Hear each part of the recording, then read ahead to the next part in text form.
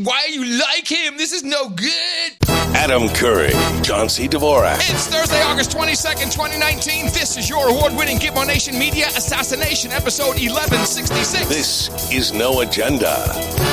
Now available in streaming stereo and broadcasting live from the Opportunity Zone 33 in Austin, Texas, capital of the Drone Star State. In the morning, everybody. I'm Adam Curry. And from northern Silicon Valley, where it's surprisingly balmy today, I'm John C. Dvorak. It's Crackpot and Buzzkill in the morning. Balmy? Balmy? Really now? It's not supposed to be balmy there. That's probably just a cloud of steaming poop. It could be. And will you please stop tweeting that What did I do? You keep tweeting. Send the homeless to Austin.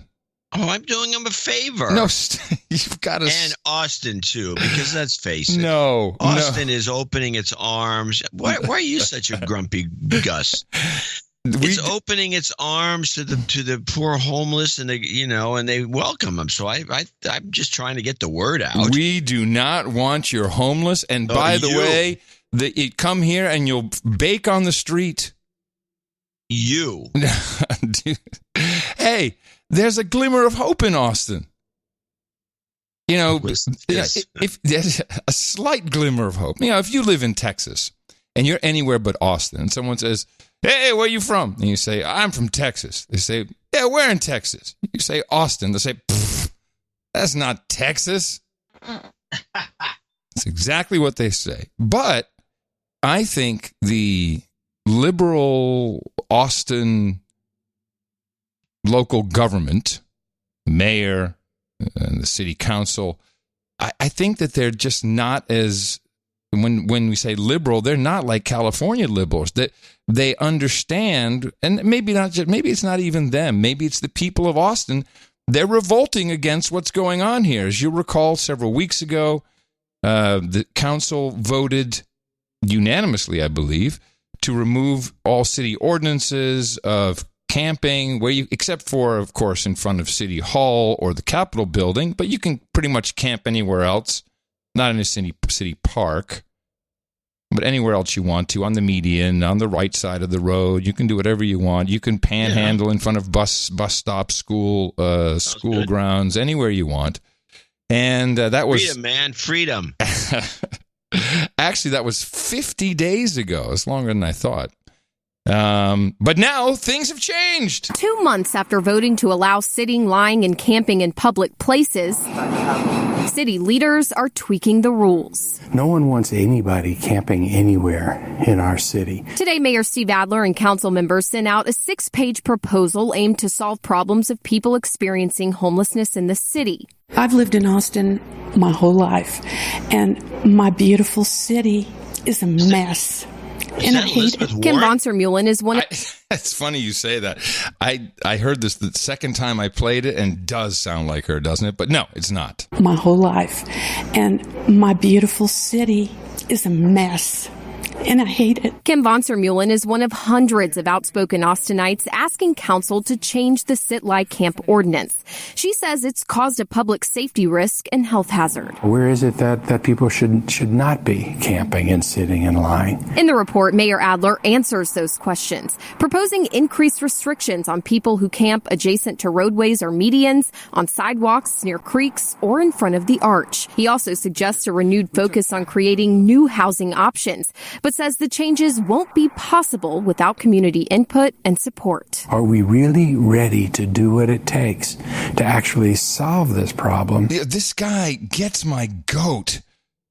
All he ever says, "Are we all ready to solve the problem? Can we come together? Can we?" Fuck you, Adler. Go do something. Oh, this guy is so annoying. Can we all come together? You're supposed to lead, dipshit. This won't be possible without community input and support. Are we really ready to do what it takes to actually solve this problem rather than just chasing it around the city and hiding it? And in the next couple weeks, City Council is expecting more concrete proposals on changing this ordinance. Also tomorrow morning at 10 o'clock, there will be a public town hall right here at the Austin Convention Center. It is open to the public. It's your chance to ask city leaders questions directly about this homelessness issue. So I look at this 6-page proposal, and they're clueless. Outline. Proposed principle and goals. Noise? What is this you're playing in the background? What are you hearing? I'm not hearing anything. Oh, it must be on my machine. I'm not playing anything. What the hell's playing? Oh, no. Do we need to stop tape? Are you okay? I'm good. I stopped it. Yeah. I thought it was you. I thought you were just playing a little bed for some reason, just to kind of liven things up. Hey, everybody. It's the morning zoo here. Let me hit a little drama bed there. Yeah. Proposed principles and goals, proposed community agreement direction. Our community needs multiple housing types and services for individuals experiencing homelessness. Next bullet point. We know what works. Yeah, I call bullshit on that. They don't. You have no clue what works. Oh, here it is. New programs, expansions, and increase housing capacity on the horizon. Possible places from among which to increase restrictions on camping, sitting, and lying. Ordinance standards, interpretations, and applications. Rules regarding camping where it occurs as we build out more housing and services. Non-policing tools to encourage people to go to better and safer places. This whole 6-page document has nothing about mental health, nothing about substance abuse or addiction, until the very, very, very bottom under those non-policing tools.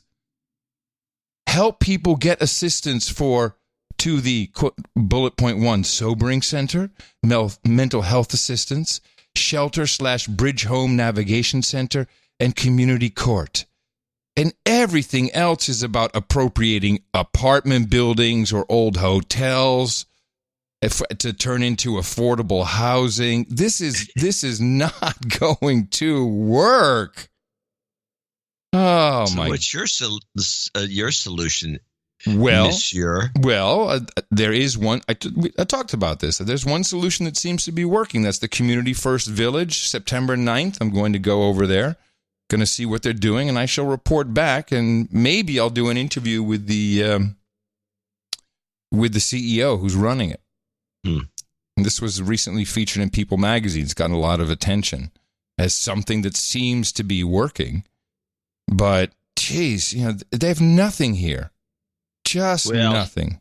We've got a new idea here in San Francisco. No, not shipping him to Austin.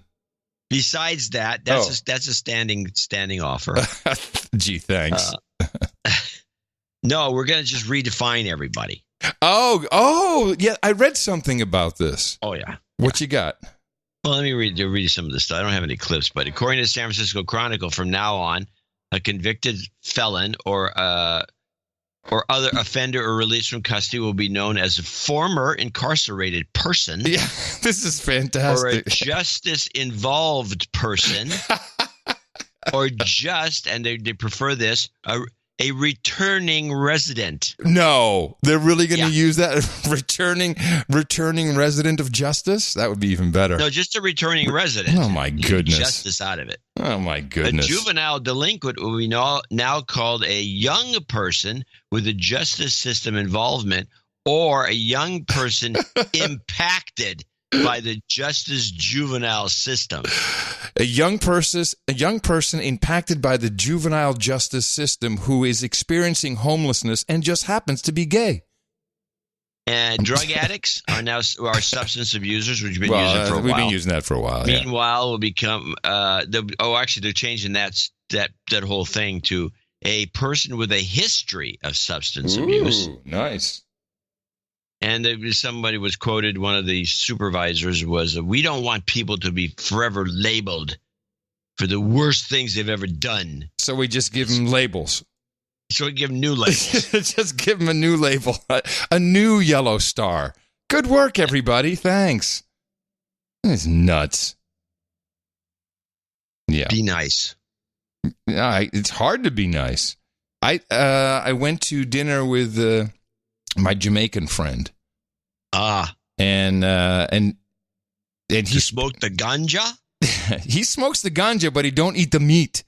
So he's a pescatarian. So I'd selected this cool restaurant on the east side that's a butcher shop.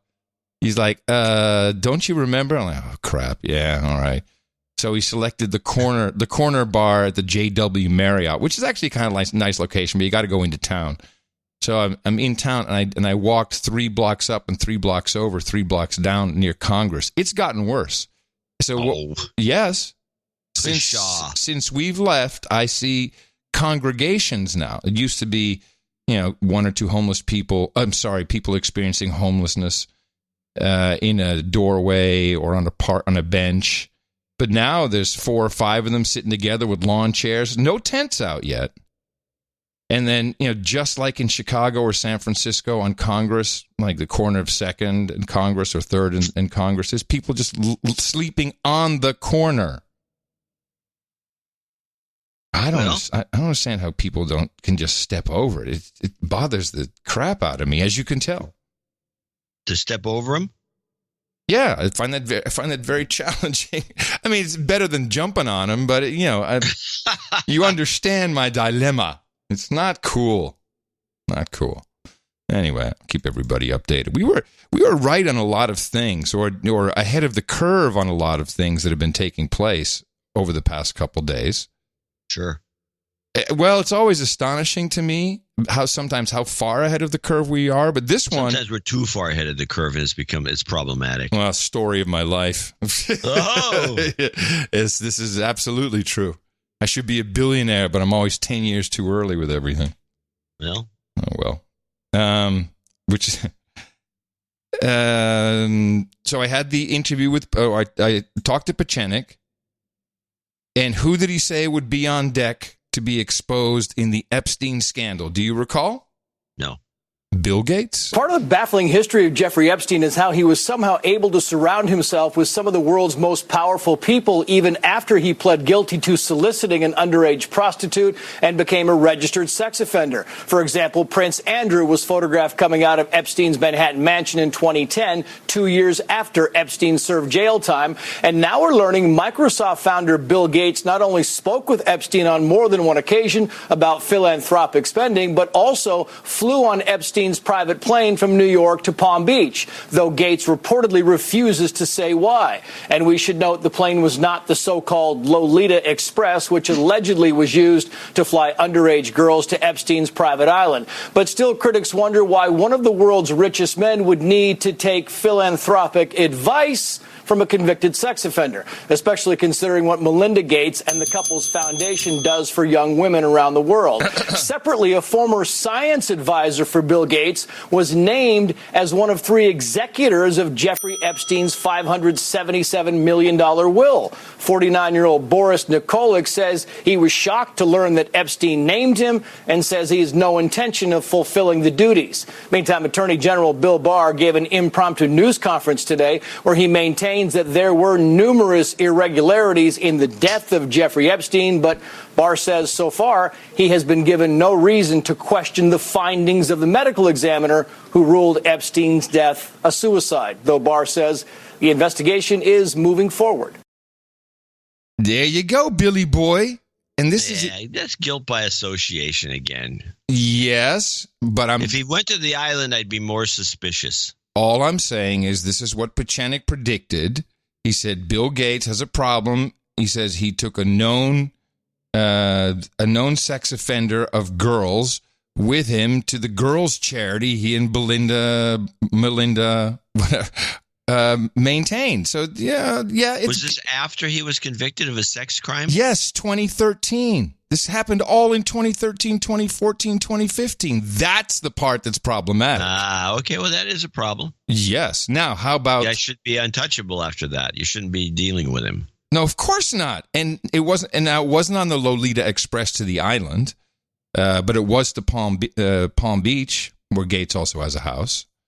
And it was on the Gulf Stream, not the 727.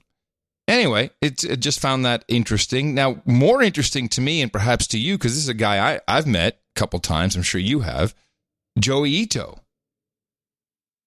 Do you know? Have you ever met him? I know Joey, yeah, quite well. Well, that's Joey. Okay, well, good. He posted a public apology. He's now the director of the MIT Media Lab. Yeah, he's always, yeah. Yeah. I mean, I met him with, who was the French guy who ran, Gasset, the French guy who ran Apple? Yeah, Jean-Louis. Yeah. I was raising money for Pod Show, and I remember we had a meeting with him, and Ito sat in on it. I had a meeting with Jean-Louis Gasset during the same era for a friend of mine. Mm-hmm.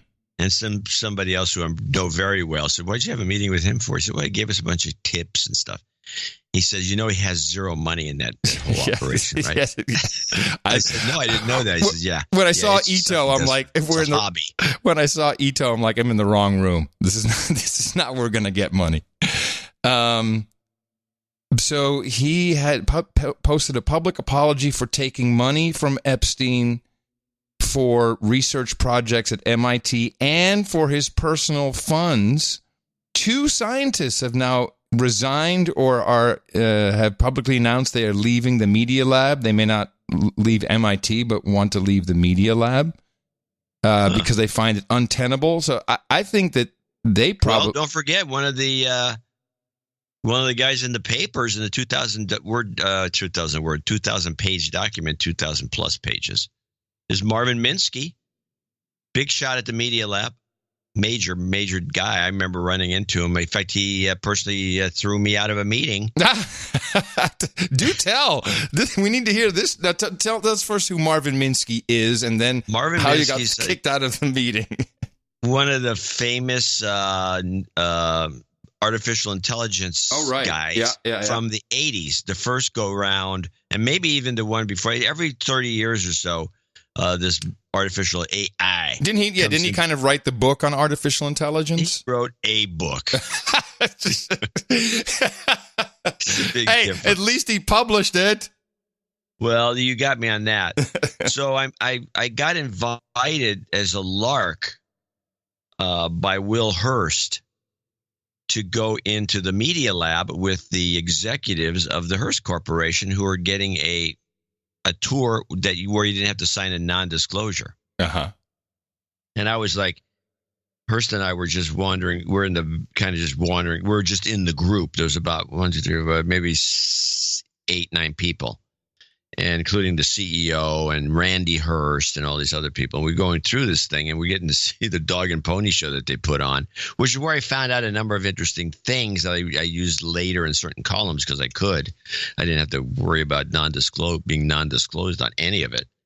And so we're going from meeting to meeting where these guys are just full of crap, and they're showing us everything in the place. Got a great tour.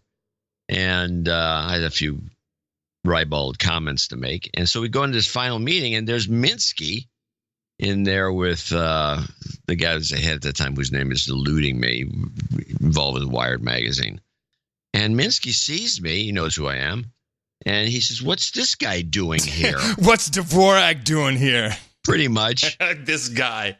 And everybody's looking left and right, and I'm sitting there with a stupid smile on my face. And they asked me to leave. Yeah. So Will left with me. The two of us left. Oh, that's cool. At least he it was showing some solidarity. To get out of it, from what I could tell. Yeah. And so we left. It was at the end anyway, so who cares? And we went out and did something in Boston somewhere. And then as you left, like, shh, that's the mouse guy.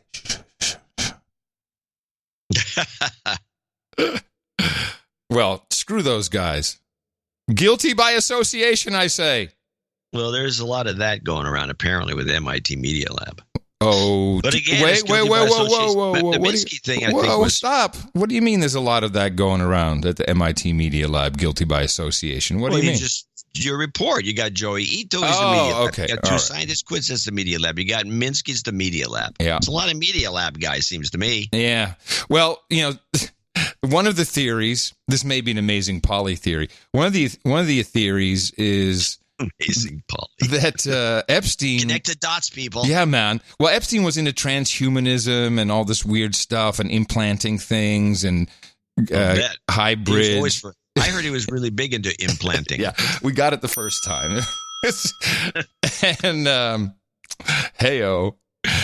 And that he, because he also said he collected humans, that he might have been supplying humanoids for testing to many of these more esoteric research projects at MIT and Harvard that he was apparently funding. There's now also another interesting connection. You probably read about or saw the video of Prince Andrew at Epstein's house in Manhattan with a young woman leaving. Did you?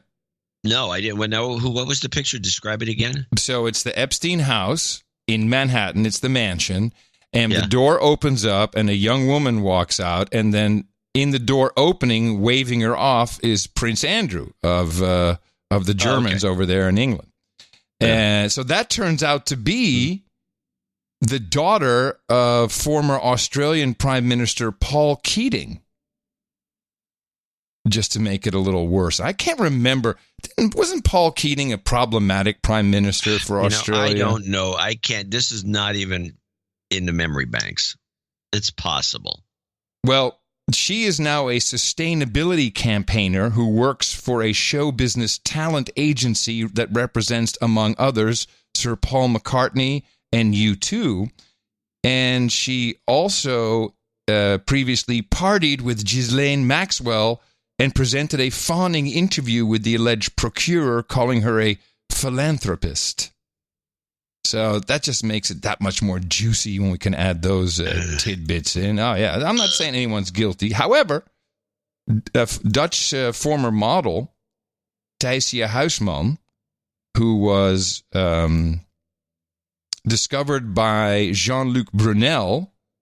This was one of the, this was the big fashion, the model. Brunel's really, he's a douche. They've been throwing darts at him. Yes. So she says that she was drugged and abused, sexually abused, when she was in. She doesn't know where the apartment was, but she does say she thinks she also remembers Epstein being there. So, people are just coming out. And a lot of this is just people coming out and just saying whatever they remember. My favorite, though, is Carrie Kennedy. And she is the Robert Kennedy daughter who, do you remember? You do remember this story. She was arrested for driving under the influence, and her defense, successful defense, I might add, was that she had accidentally taken Ambien instead of her progesterone or something like that. And so she was all whacked out, and she crashed into a trailer tractor. So she has always been good friends with Ghislaine, as she offered her lawyer left court when the trouble started between Epstein and the law. And left court, of course, is someone who worked on his defense. But it's even more juicy to know that Carrie Kennedy at the time was married to Andrew Cuomo. No, which puts the Cuomo quid back in focus, which is really always fun if we can just accuse him of anything. So do you have any clips from the Wendy Williams show? I forgot to watch and I forgot to record. Why? Did you have any? No, I'm just thinking of where you're going here. That's all I got. I will say something else when it comes to things that we've been out ahead of, and this comes back to pipelines. I don't remember exactly which episode it was when we discovered how important pipelines are to the geopolitical state of the world. And, of course, this was when a lot of pipelines were being built. We were discovering the old ones. Things were changing. Ukraine was changing. Russia was changing. The stance towards Russia, it quieted down a little bit. Then we had the big Leviathan field, which we'd known about for, at least 8 years. And that started pumping. And so we've tracked that. We've been tracking the Nord Stream 2, which is a secondary route from Russia that is intended to pump just a whole lot of natural gas into Europe, which once again will go through Ukraine, but it goes along the coast of several countries. And it kind of came into view what has been going on the past week when I read this report from Reuters that the Nord Stream 2 Russian-led gas pipeline project across the Baltic Sea to Europe could be delayed by up to 8 months and cost an extra 660 million euros due to hurdles in securing the necessary permits from one particular country. And this is the last country that has to sign off on these permits, and they've been wishy-washy about it for a while. And that may make sense that we had someone come out of the woodwork to perhaps delay their decision a little bit longer, because this is Denmark. So now you can understand why Trump was going to Denmark. Now you can kind of understand why he wanted to make a big deal about Greenland owned by Denmark, because they are in direct competition to the natural gas we are now exporting. This pipeline in particular is in competition to the gambit we have running, which is more expensive, of course, for Europe, but we are going to be the net exporter of natural gas. And maybe you want to cause a ruckus around Denmark, and then if they decide that they are going to approve the Nord Stream 2 in their territorial waters, maybe you could then call them out as Russian stooges or something, or, enemy of NATO. I think that may have been the play all along. It's a good theory. I think he actually wants Greenland. There's that. We did get a boots on the ground report from one of our producers, which I don't mind sharing, from Wouter. He says, for the Danish government, he feels it is indeed absurd, and he agrees with the new prime minister's assertion of Trump's offer. And he has the following points. 1, for the Danish government cannot sell any part of Greenland without the approval of the Greenlanders. I think we knew that. This is determined by UN rules passed after World War II, so why ask Denmark? He should have made an offer to Greenland directly and let them negotiate with the Danish government. Well, and again, I think my theory works here, because it's not about Greenland per se. It may be about stopping the Russians, with the final link in the chain. 2, the Danes are very sensitive about every square meter of what is left of the realm of Denmark. This is some good history here. Denmark lost the southern part to Sweden in 1660, a piece to Norway in 1814, and the northern part of Germany, which also used to be theirs, they lost that in 1864, which they didn't even manage to get back after World War I. On top of that, they sold, of course, St. John, St. Jan, and St. Croix in the Caribbean in 1970 to us for $25 million. And thirdly, Denmark may be small and relatively insignificant in the greater scheme of things, but they're not stupid. There's a great potential in Greenland, and they will never just sell because of short-term perspective. The political leader of Greenland, Kim Nielsen, probably had the best response, saying he could be interested in buying the USA because, quote, it was the Vikings, Leif the Happy, who discovered America, and his father, Eric the Red, who discovered Greenland and stayed there. Therefore, it is only logical that we get the USA back again. He has not yet decided on the price, but expects it to be quite low, taking the deficit of the USA into account. And if Trump will be part of the deal, if he is, then the offer will be lower. All right. Well, I love having producers everywhere in the world. I'm sure that's exactly how everybody feels. Well, the point is that they have already sold us something in the past. Yes. St. Croix and St. John and St. Jan. And so they could, so it's not outside the realm of possibility. And it's been done. I mean, Truman asked to buy Greenland after World War II and was rebuffed. Yeah. And somebody in the 1800s, I believe, made the offer. Yeah. So it's not completely nuts. It's not absurd, which, Well, but here's what bothered me. So she said, this is absurd. Now, it's not absurd, but his response is, she's a nasty woman, which I've been looking for. He never said that. He never said she's a nasty woman. Oh, what did he say? He says it's nasty. He used the word nasty, referring to her comment. But he never said I don't believe, unless somebody can show me a quote. That explains it, because I thought he said nasty woman, and I went looking for some connection between this new prime minister and Hillary. Maybe he was making that connection. Maybe I just misheard it. But his response was, well, if you're just going to respond like that, then screw you. You're not nice. I mean, what is that about? It's only I'm telling you, I think the Russian pipeline thing is what is number one, or that's what he's going to use now. That's why he didn't go to Greenland. That's why he didn't ask them. This is all about Denmark. Well, let's play a couple of Greenland clips. Ooh. We got one from Democracy Now! Greenland. On Sunday, Trump confirmed to reporters his interest in purchasing the autonomous Danish territory and did not rule out trading a U.S. territory for the island. Trump said, essentially, it's a large real estate deal. Danish politicians across the political spectrum expressed disbelief over Trump's sudden cancellation of the state visit. The Danish Prime Minister, Mette Frederiksen, called his idea to purchase Greenland absurd. She also told reporters, thankfully, the time where you buy and sell other countries and populations is over. Actually, I had an idea. Why don't we sell California to Greenland? The commute's too far. No, then you can put all your homeless on a bus. Oh, well, no. Austin. They're with open arms. Yeah. Greenland, the people up there, they freeze to death. Let's listen to number 2. There's a bit of new information in clip 2. On Monday, Trump tweeted a photo of shiny gold Trump skyscraper photoshopped onto an image of a Greenland town and wrote, I promise not to do this to Greenland.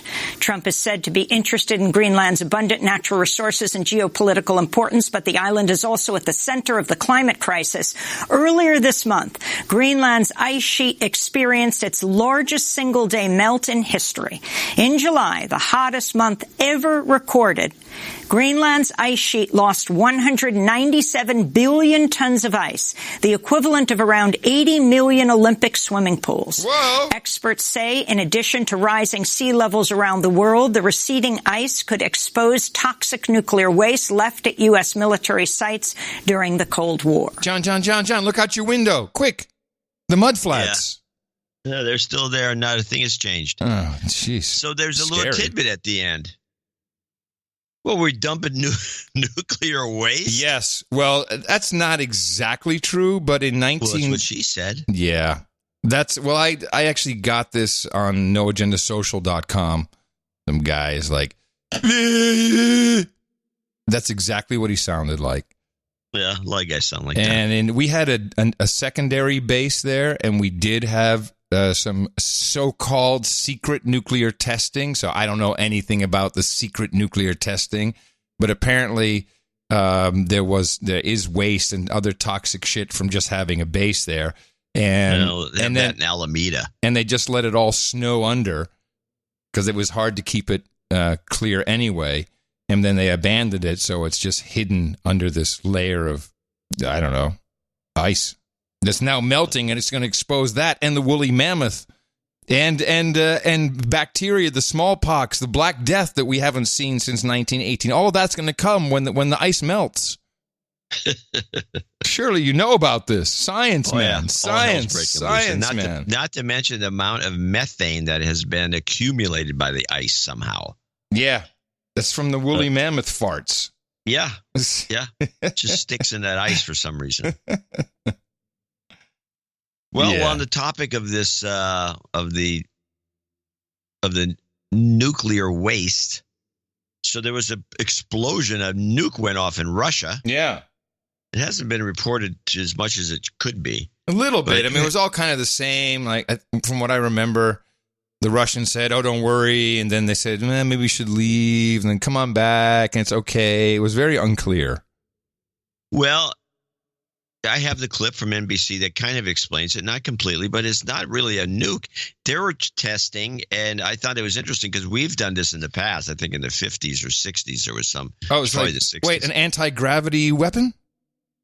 Well, maybe, but that wasn't what happened. Oh. Nuclear engines. Oh. Nuclear jet engines. Nice. And they work because we've tested them, but their problem is they're very dangerous. You have to have a really long garden hose for the water turbine, I hear. But I don't know. But they have they go, like seems as though if you get one going, you could fly it around the globe 2 or 3 times. They just keep going and going and flying. So you could have these things just flying all constantly. Oh, yeah, because and the fear, of course, is you shoot one down, it becomes a flying. bomb. It keeps flying on the ground. Boom, it blows up. Yeah. So this kind of what happened. This thing blew up, and I don't know what's going to happen with this program, but they kind of explain it here. And on another global front tonight, Russia is facing new questions over the recent explosion at a missile testing site after telling a nuclear monitoring group to stay out of it. We get more from NBC's Bill Neely. A growing mystery tonight about exactly what happened days after a nuclear explosion that killed 5 Russian nuclear scientists. At least 4 radiation monitoring stations nearby went silent and stopped transmitting data. Russia told an international nuclear watchdog today, mind your own business. Russia admitted radiation levels did spike briefly after the accident, which was tied to the testing of a nuclear missile engine. President Putin said yesterday there is no threat, no risk of increased radiation. But the Kremlin is also furious. An international nuclear watchdog tweeted this map of a potential radiation plume spreading across Russia. The Kremlin calls that absurd, warning the watchdog to back off, claiming it can withhold any data. Nuclear experts say Russia's real aim is to hide secrets about this, a nuclear-powered cruise missile that President Putin boasts could evade American defenses. Russia concealing from the US exact data on its nuclear fuel. 2 of the Russian radiation monitoring stations are now working again, but Russia has proved once again that when it comes to its national security, it will hide what the world might want to know. Yeah, I don't know, man. We got Russia with the nuclear engines. We got France with the hoverboard. We don't have any cool shit anymore. No, we've dropped the ball. Yeah, I mean, except the Tesla. They got troops on hoverboards. They got nuclear engines. We got Tesla. Yeah. Well. Yeah. Crashing into. Thanks, Obama. I don't know. I think I remember spending $760 billion last year. What are we doing with it? It's just boondoggles. Yeah, this is annoying. Meetings. The president finally caught up on his No Agenda episodes. It's about time. Well, you know, it's a lot of people always talking to him, so he can't always get some time to himself. And this was 3 days ago, a tweet. Wow! Report just out! Google manipulated from 2.6 million to 16 million votes for Hillary Clinton in 2016 election. This was put out by a Clinton supporter, not a Trump supporter. Google should be sued. My victory was even bigger than thought. So, thanks. We did quite a detailed dive on this research, and well, the guy got into a beef after this. The Elliot guy, or whatever his last name is, the same as Epstein. Yeah, Robert Epstein. Robert Epstein. He with Hillary, because Hillary says, this is part of a debunked study. Let me read it. The debunked study you're referring to was based on 21 undecided voters. For context, that's about half the number of people associated with your campaign who have been indicted. So I knew that this was the messaging that went out immediately. And I just flipped to CNN. Actually, it was on MSNBC. They didn't have the story yet. Flipped to CNN, and yes, sir. And there's another conspiracy theory, Jeffrey, that he's on to. He took to Twitter today to accuse Google of manipulating votes. He said Google manipulated from 2.6 million to 16 million votes for Hillary Clinton in 2016 election. This was put out by a Clinton supporter, not a Trump supporter. Google should be sued. My victory was even bigger than thought. Yeah, in a day of wackadoodle claims, this is the most wackadoodle of all. Now, and John, we went through this research, and this 21 undecided voters. Yes, and I'll talk about that in a second. But there was thousands of pages and people underneath all that research, which flowed up until this final test. So, I thought the research was pretty solid and has been published and has been replicated. The guy's been put into it's a definitive work. It's very important. Because there's not even any claim that Google manipulated votes. That they didn't go in there and change votes. No one claims that except Donald Trump. The idea. You see what he's doing there? The hell's he talking about? He's trying to make it so. Now, first of all, Trump was wrong. He says Google manipulated from 2.6 to 16 million votes for Hillary. That is it's a very poor way of stating what happened. What happens is their bias in their system or bias within the people, we don't know, put more Hillary favorite links at the top two positions. So, and that swayed the 2.6 to 16 million, according to Robert Epstein's research, into voting for Hillary. They were indeed undecided, but it was very important, and the research is very conclusive and has been replicated. But this jamoke, so the first woman says, "Oh, this is blah, blah, blah, blah." And then Toobin comes in. He's saying, "Well, they didn't go in and manipulate votes." What he's implying here is they didn't go into the voting machines and manipulate them. That's literally what he's implying, which is such a douche move. Votes. That they didn't go in there and change votes. No one claims that except Donald Trump. The idea is that searches were ranked in certain ways that helped Democrats rather than Republicans. This, too, has been long discredited, but it's all part of this incredible nervousness about his political standing. No one. They're just saying it. Saying it's long discredited by whom? No, by Slate magazine. Who discredited? That's what I asked. If I was sitting there, I'd ask Toobin, who's just a stooge. Mm-hmm. I'd say, Toobin, who discredited it? Sources, man. One report you can show me. Studies and sources, okay? Shut up. I was wrong about 2016. I don't know if he's going to win or lose in 2020. But what today's spate of craziness tells us is that he's really worried about losing. That's the real message, not any of the substance. Now listen to the final woman on the panel. You're nodding here, Sabrina. Well, look, I think that it's no coincidence that he picked out this 2.6 million number from the range that was provided in this unsubstantiated conspiracy theory. Because unsubstantiated conspiracy theory. It's a conspiracy theory now. Unsubstantiated. This is not news. This is election TV. This is very terrible. I mean, not only that, but it's a disservice to the public. Unsubstantiated. They are misleading the public.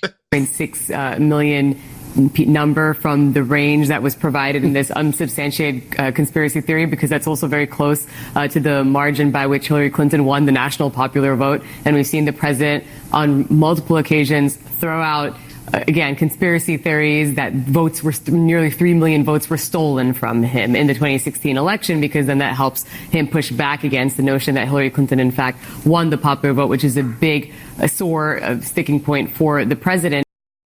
So Robert Epstein actually posted a very long thread regarding this and his battle. He even included a picture of him and Hillary, and he's very disappointed with Hillary Clinton. And he even pulls out WikiLeaks emails to show how Google's Eric Schmidt offered to run Hillary's tech campaign.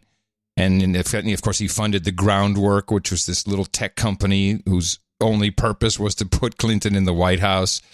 And after all that, last night I saw late, he posted a picture of a beach, and written in the sand was "I love life." And he posted, I'm not going to kill myself. I don't want to die. I'm very happy with everything."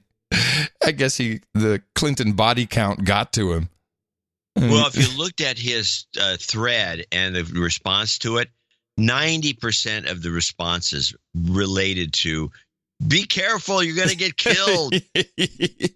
I mean, it's not that meme is great. That meme of the Clinton assassination squad is fantastic. It's so entrenched in the public consciousness. I'm actually stunned by it. Oh, and that was always just something that was like 10 years ago was just some sort of a running gag. Yeah, that a few people referred to. We talked about it. We talked about it pretty early. For sure. Yeah, but now it's like, geez. I forgot to mention on the other Epstein, I'm pretty sure that looking at Bill Barr's connections through his dad to Epstein, which is very clear, I think Barr is cleaning up. He's not going to unseal the thousands of sealed indictments, but he's got to have a couple people who go down. And I just feel like all eyes on Bill. Because then, the Clintons go down. All you have to do is step back and watch everyone else who matters tumble. You don't think it's going to happen? No. He's immune. He's either immune or he's protected. It's not going to happen. They're not going to do that to any president. Well, let's check in with the Lou and Joe show. Let's see what Joe DeGenoa says, if we've gotten any closer to any information about the sealed indictments, thousands of them. After 3 years of investigation, we still know so little. And guess what? If it hadn't been for the corruption at the top of the FBI and the Department of Justice to swing the election toward Hillary Clinton, we would have all of these answers. But when you have the world's premier law enforcement agency, the FBI, become so politically bankrupt and corrupt that it cannot run an investigation the way it should have, that's why it's important that they clean house. And that's why it's so sad that Christopher Wray has never addressed any of these problems. And as Bill Barr said when he was Attorney General for a couple of months, he says, I have more questions now than before I became Attorney General. Yeah. Boy, that tells you something. No, it tells me nothing. Tells you something, man. No, it's so disappointing. It was 3 weeks ago. It was going to be any day now, Wednesday. No, 3 weeks ago it was going to be Wednesday. I can't even get Tina on board anymore. I'm like, she's like, I don't believe it for a second. I've heard this all my married life with you. Which was 3 months a few days ago. Yeah, she's finally wised up. I'm sure this is happening. I'm sure everybody heard it, but since we've had this exact same issue back in the day, I'll say we haven't had this happen in many years. The Bill de Blasio Skype fail was pretty fun. Oh, I don't know this. Oh my goodness. Yeah, it was the Iowa, I think the union workers, and de Blasio had missed his plane or whatever bullcrap excuse there was. And so he came in on Skype, and we knew it was Skype because do you remember what used to happen sometimes, only on your end, I might add, with Skype? What was happening on my end? You'd get the helium voice. Oh, yeah, that would happen. Here's Bill de Blasio calling in. Hey, thank you, everybody. I'm so happy with you, and I apologize. I couldn't be there in person. I had a canceled flight and could not get to you by my time slot. But I want to just say, before I get into anything about why I'm running for president, what we have to do in this country, I want to thank you. And the audience is laughing, and he has no clue. And it was, his whole statement is just hilarious. And last night, Tina said it. Who does he sound like? For the fight you're waging every day. Organized labor in Iowa. Who does he sound like? Well, he sounds like one of the female candidates. No, man, has been fighting a really, really difficult battle. No. But you've been doing it in a way that shows so much. He sounds like Ben Shapiro. They know you're a racist, sexist, bigot, homophobe who hates the poor. Right? That's what they know about you. And it's not they think that about you. They know that about you. Passion, so much strength. That's why she's a Ben Shapiro fan, so she'd pick that up. Yes. It's a bit like Ben Shapiro. Yeah, more than a bit. Yeah. Funny. Maybe Ben Shapiro's on helium. That would make sense. That would explain He's on everything. something. Let's see. I have a couple other 2020 things. Oh, yes. Well, Elizabeth Warren finally apologized to American Indians. Kind of insincere, quasi-heartfelt. I know that I have made mistakes. I am sorry for harm I have caused. I have listened and I have learned a lot. And I am grateful for the many conversations that we've had together. It is a great honor to be able to partner with Indian country. And that's what I've tried to do as a senator. And that's what I promise I will do as President of the United States of America. That was pretty good. People thought it was me. Do it again. I want to hear it without Elizabeth. What? You're crying. That was pretty good.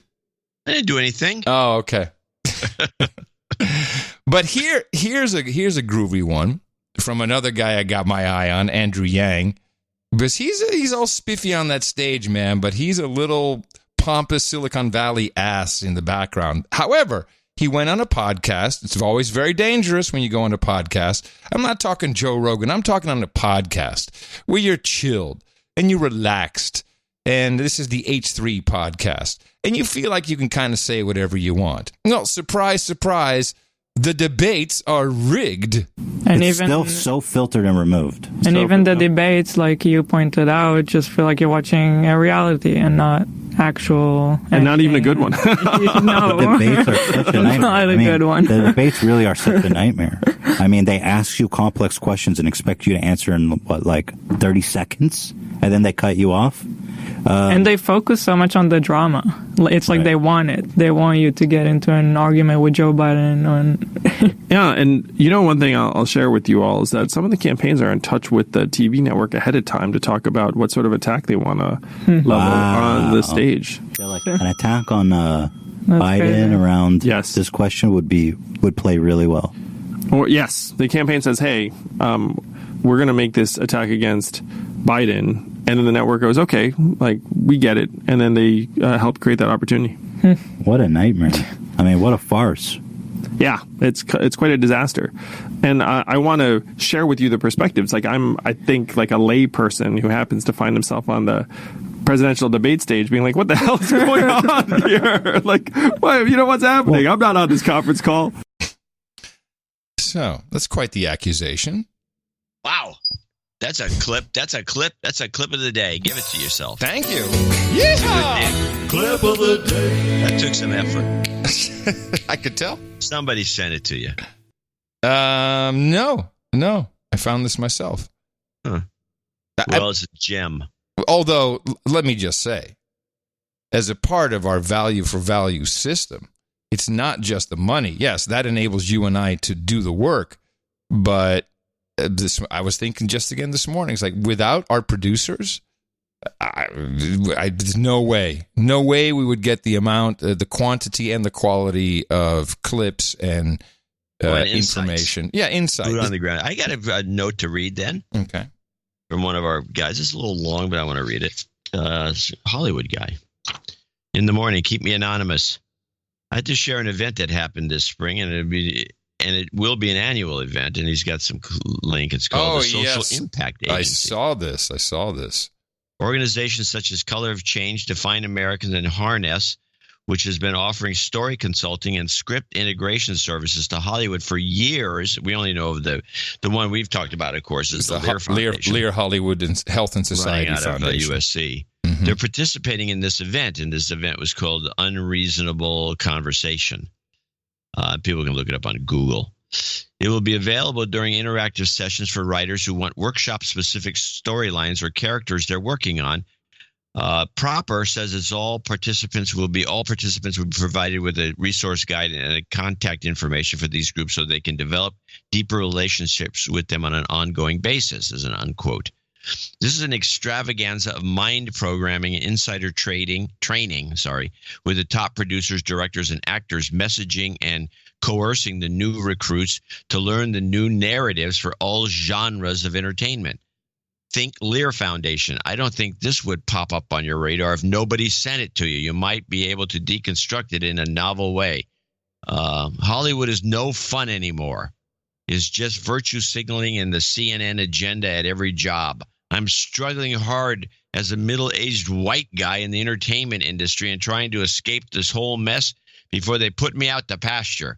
This gathering makes my skin crawl, and it's a clear virtue signaling attack on everyone but the triple disgruntled status people. I would contribute again today, but I'm in a bad place financially, and says, great show. Keep up the good work. So there's a bunch of these things going on. Yeah, I took a look at... Where's the right? I took a look. Yes. Well, I took a look at unreasonableconversation.org. These are usually 501c3s, but there's a lot of money pumping through them. There's a couple of them. Another one he mentioned, I also looked up. And that was, let me see, who was that? What was their name? Well, he mentioned harness. Define America. Yeah, Define America. And Define America. Anyway, yeah. so in March, they had their big meeting. This is where they get together with showrunners, with producers. And what's great about it is, Hollywood being the virtue signaling community that it is, they do not want to make any mistakes. So, for instance, there was an article linked to one of these sites. Study, immigrant TV characters portrayed as criminals and less educated. So just like you don't want to get caught up in some kind of bullcrap controversy as an advertiser, you certainly don't want to make a misstep if it comes to DACA kids or if it comes to racial issues, whatever it is. You want to bring in the experts who look very expert, and we'll get to that in a moment. And they should be a nonprofit. And by the way, I don't think it's free. And they may be paying them or into the nonprofit. But it's like hiring IBM. You can't go wrong. Hey, look, I brought in the Unreasonable Conversation people. I brought in the Define America people. I brought in the Lear Hollywood Health Society people. I brought in all these people. So you can't blame me. And they will be very careful that they advise you properly. So on the Unreasonable Conversation program this year, speaking or as panelists, America Ferrera, you remember her as Ugly Betty, Andrew Sullivan, who is credited as a contributing editor at New York Magazine, of course, a very famous blogger, Andy Puddicombe, who I don't know, let's see, Baratunde Thurston, people who have seen him before on Twit will know that he is who he is. Bassem Youssef, dubbed the Jon Stewart of the Arab world. Woohoo! Let's go down some more here. A lot of names I don't know. Let's see. Gina Davis, we know her. Heather Ray, very famous Hollywood producer. John Legend. Well, when John Legend's in anything, you know that has to be a completely left organization. John Legend is famous for saying there's no such thing as a creative person of any sort who's not a Democrat. Yes, I think this was the clip. It's John Legend here. I'm hosting a virtual phone bank for Swing Left this weekend to help get out the vote ahead of the special election in my home state of Ohio. That's right. I'm from Ohio, and Ohio has a very special election on Tuesday. We're working to elect Democrat Danny O'Connor to the House of Representatives. I think Danny is campaigning on expanding health care, and he proudly promotes his rating from the NRA. His Republican challenger is State Senator... maybe it was something else. Yeah, that's okay. Call voters from anywhere. All you need is internet access and a... Well, anyway, we had a clip somewhere where he said creative people can only be Democrats. So John Legend is in it. Kerry Washington, very famous actress. Who else do we have here? Marcia Gessen. You know her. She's the troublemaker who hates Russia and, of course, therefore also hates Trump. She's written 10 books. She's on staff at The New Yorker. Megan Smith. Hello. We know Megan, don't we? Oh, yeah. She used to be on my Silicon Spin show all the time. Yeah. Isn't she a spook? It's possible. I don't know that. Okay. Let's see. Who else do we have? Mayor of New Orleans. Rashid Robinson. Makes sense that he's in there. Stacey Abrams. General Stanley A. McChrystal. They've got the military guys in there to advise on the proper way to show anything. Steve Levine, the future editor at Axios.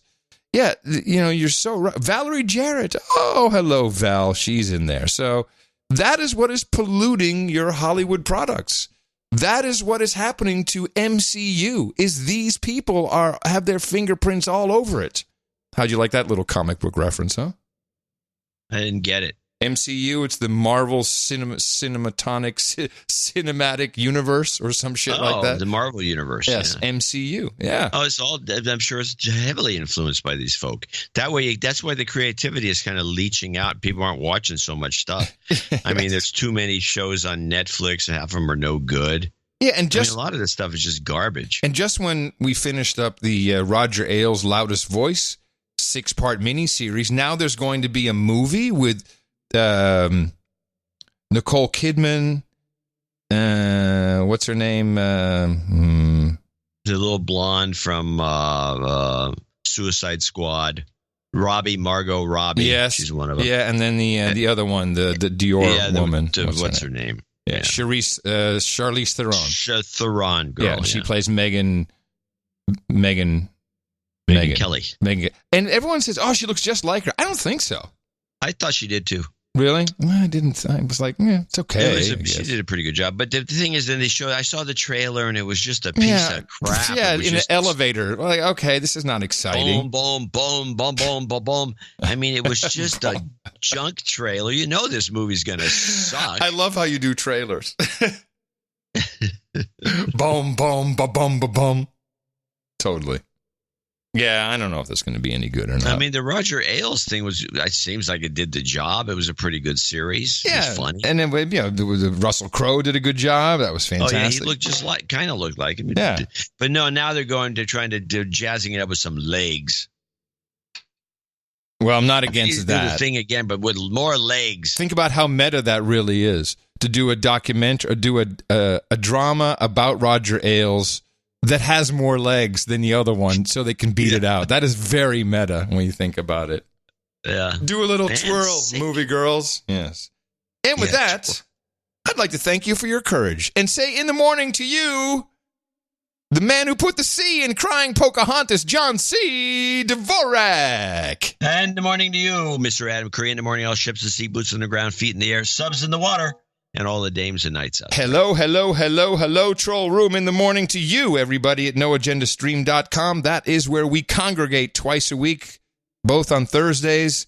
You can listen to the show live. You can chat along, troll as much as you want. And not just for No Agenda. There's many shows that you can find at noagendastream.com. It is well worth your time to go check it out and hang with the trolls. Also, a big in the morning to Darren O'Neill, back with a very sophisticated piece of art. We loved it. This was the Greenland Chop Suey. It was a good piece. Yeah. We had no argument over that one. It was just nice. And for added bonus, the fortune cookie had the Fortune America Bad. I think it really had all the elements we're looking for, and a great piece of art. Yeah. That will draw attention and get people engaged. And it worked. We not only got people engaged, people also showed up to support the show. This is the other important part of what our producers do, and we love to thank our associate executive producers and executive producers up front, just like Hollywood. Like Hollywood. Mm-hmm. We do have a lot of people to thank. In fact, an extraordinary number, which makes up for the last show, which was terrible. Yeah. Top of the list is Chris Eisbach from Cheshire, Connecticut, with 666.66. I think any disconnect would have to do with those numbers. With this donation, I make it to the rank of Viscount. I've been a listener since the show was in double digits, and it's been a great ride. I've noticed that you no longer have the Dimension AB segments.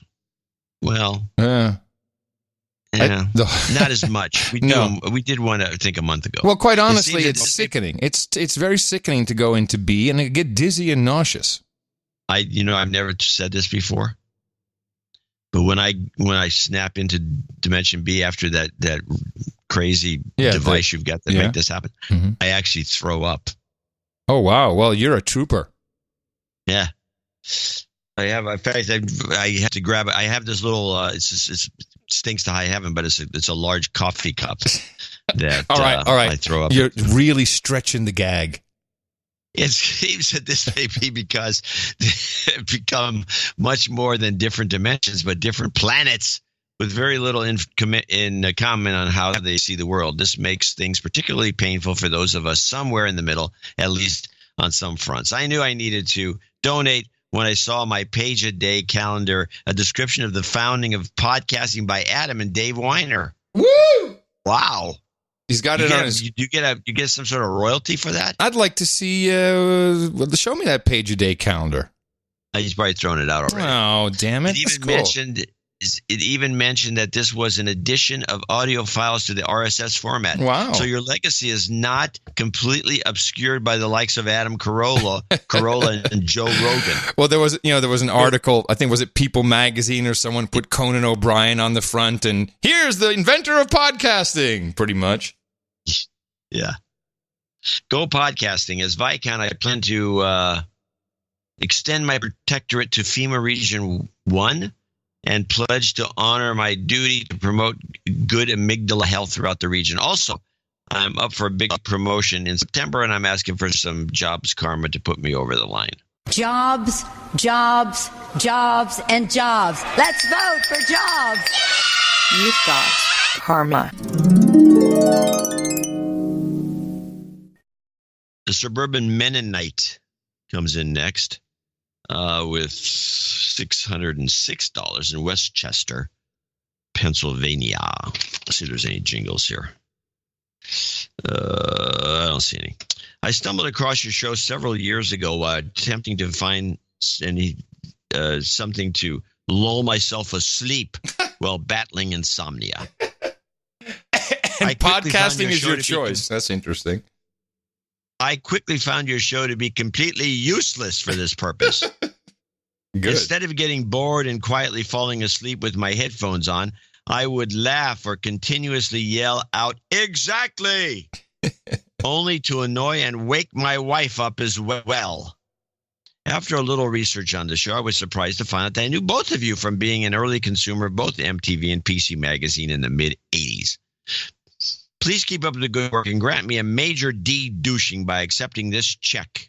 You've been de-douched. The initial amount is 606, which represents the Mennonite national anthem.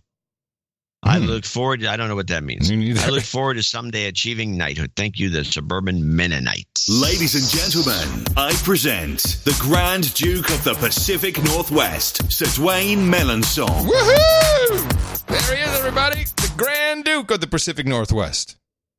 Oh, that's pretty good. You caught it. Sir Dwayne, it came in with $440. ITM Gents, this donation for $40 brings me over the line for my 40th knighthood. Ooh. Thank you, as always, for the value in your analysis and the consideration of so many sources. Consideration of so many sources of information. I'd love a lone wolf and a karma to all producers, past and present. Okay. You've got karma. Roy Tenhava in Pineknooker, or Pinnaker, $400. You nailed it. Pineknooker. Netherlands. ITM Gents. I'm running a bit behind on listening due to vacation and a spotty internet connection. But on reading one last sad puppy newsletter, I felt the need to step up and show some extra support. Your hard work, analysis, and contributions to my mental health is much appreciated. The donation probably pushes me to knighthood, but as I haven't thought up a witty name yet, Sir Roy will suffice. Okay, we'll no take jingles needed. What? I said we'll take it. And we'll take it, I said. No jingles needed, but a large dose of cancer karma for several people next to me will be much appreciated. Thanks again, Roy.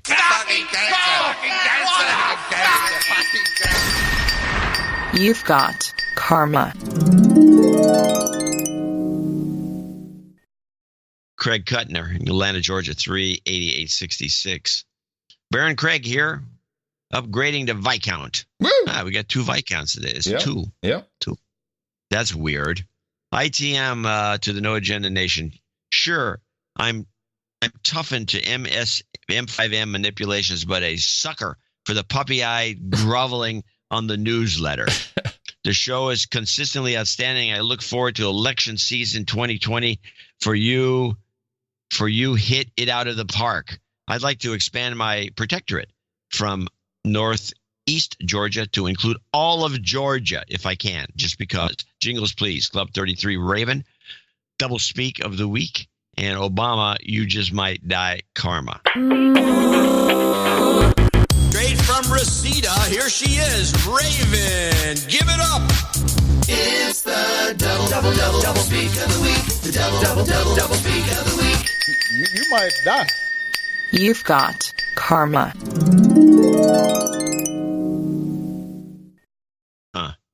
Brian Martin, $350. You don't have to say ha. You can just say slick.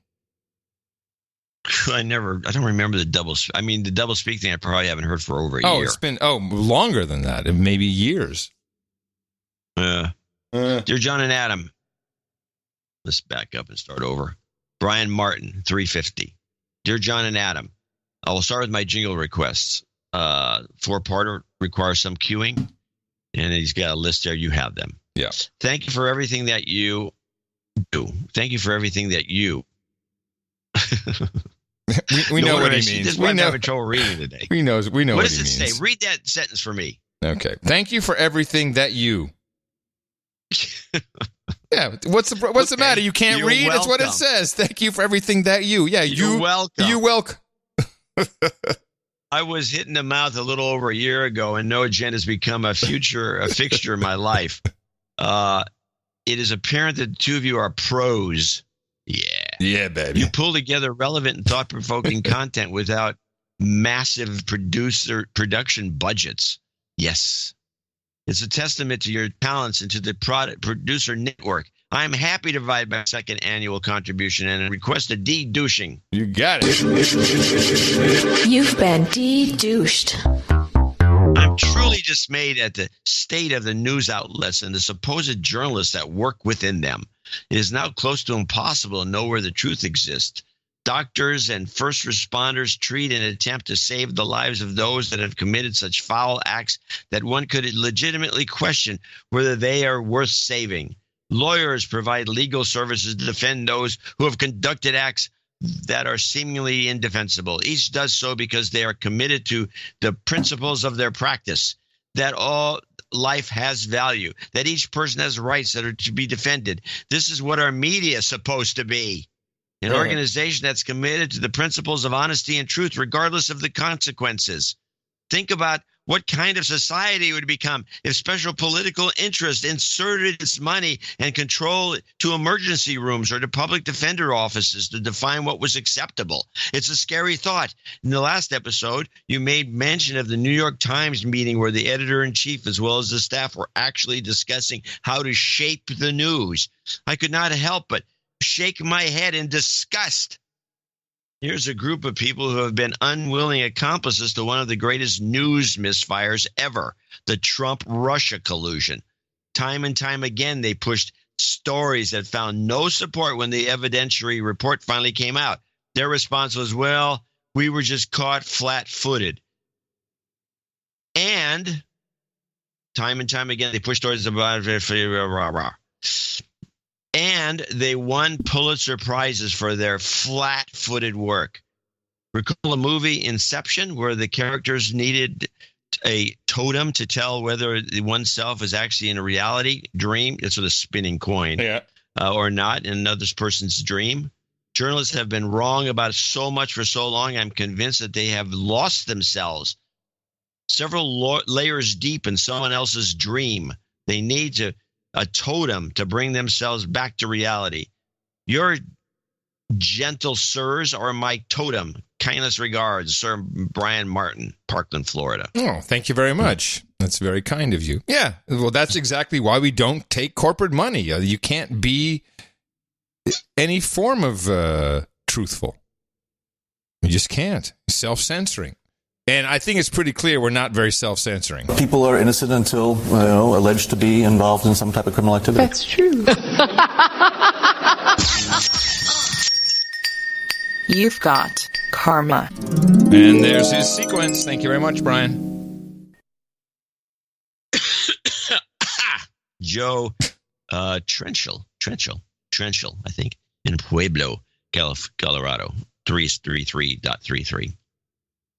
But please credit Carol Ann Chase, affectionately known as Mima, for this donation for show 1166. Mima is celebrating her 60th birthday on the 23rd of the month, and I would think of no better gift than to support the best podcast in the universe in her name.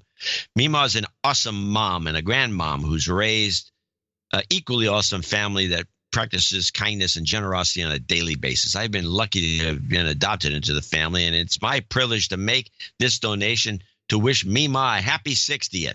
All right. Please send her some respect and karma, followed by a "That's true." Oh, I didn't know. In celebration of the occasion. She wants some respect. We'll give Grandma some respect. We got that.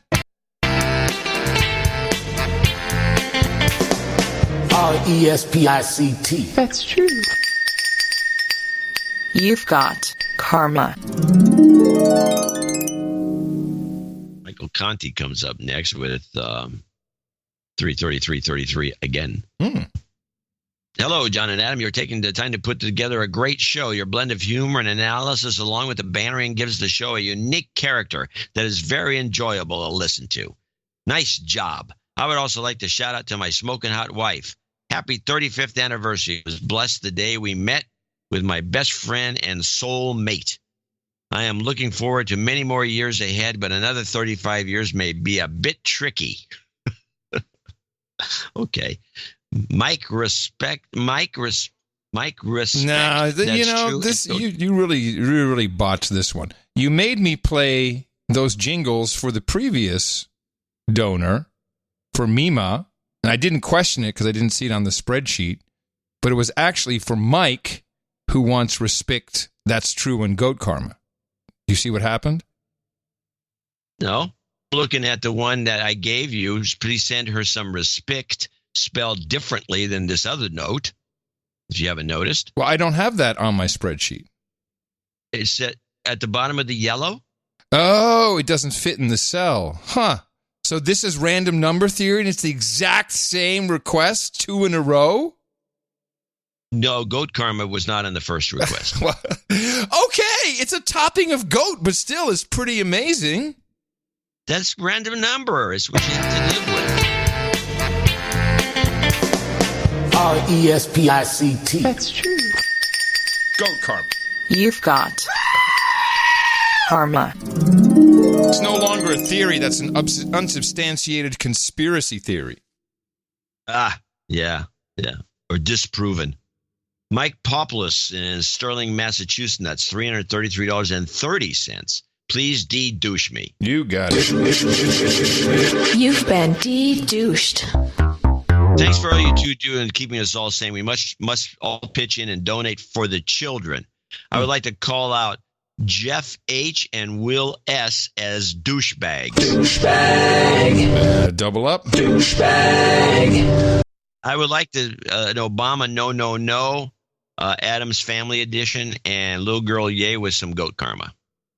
It's kind of flat-footed. Wait, people actually call for goat karma. Let me see. Obama. I don't think I can find that anymore. Obama. No. I know which one it is, but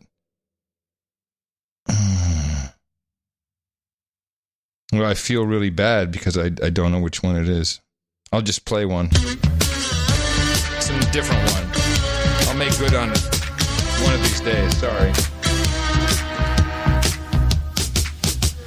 No.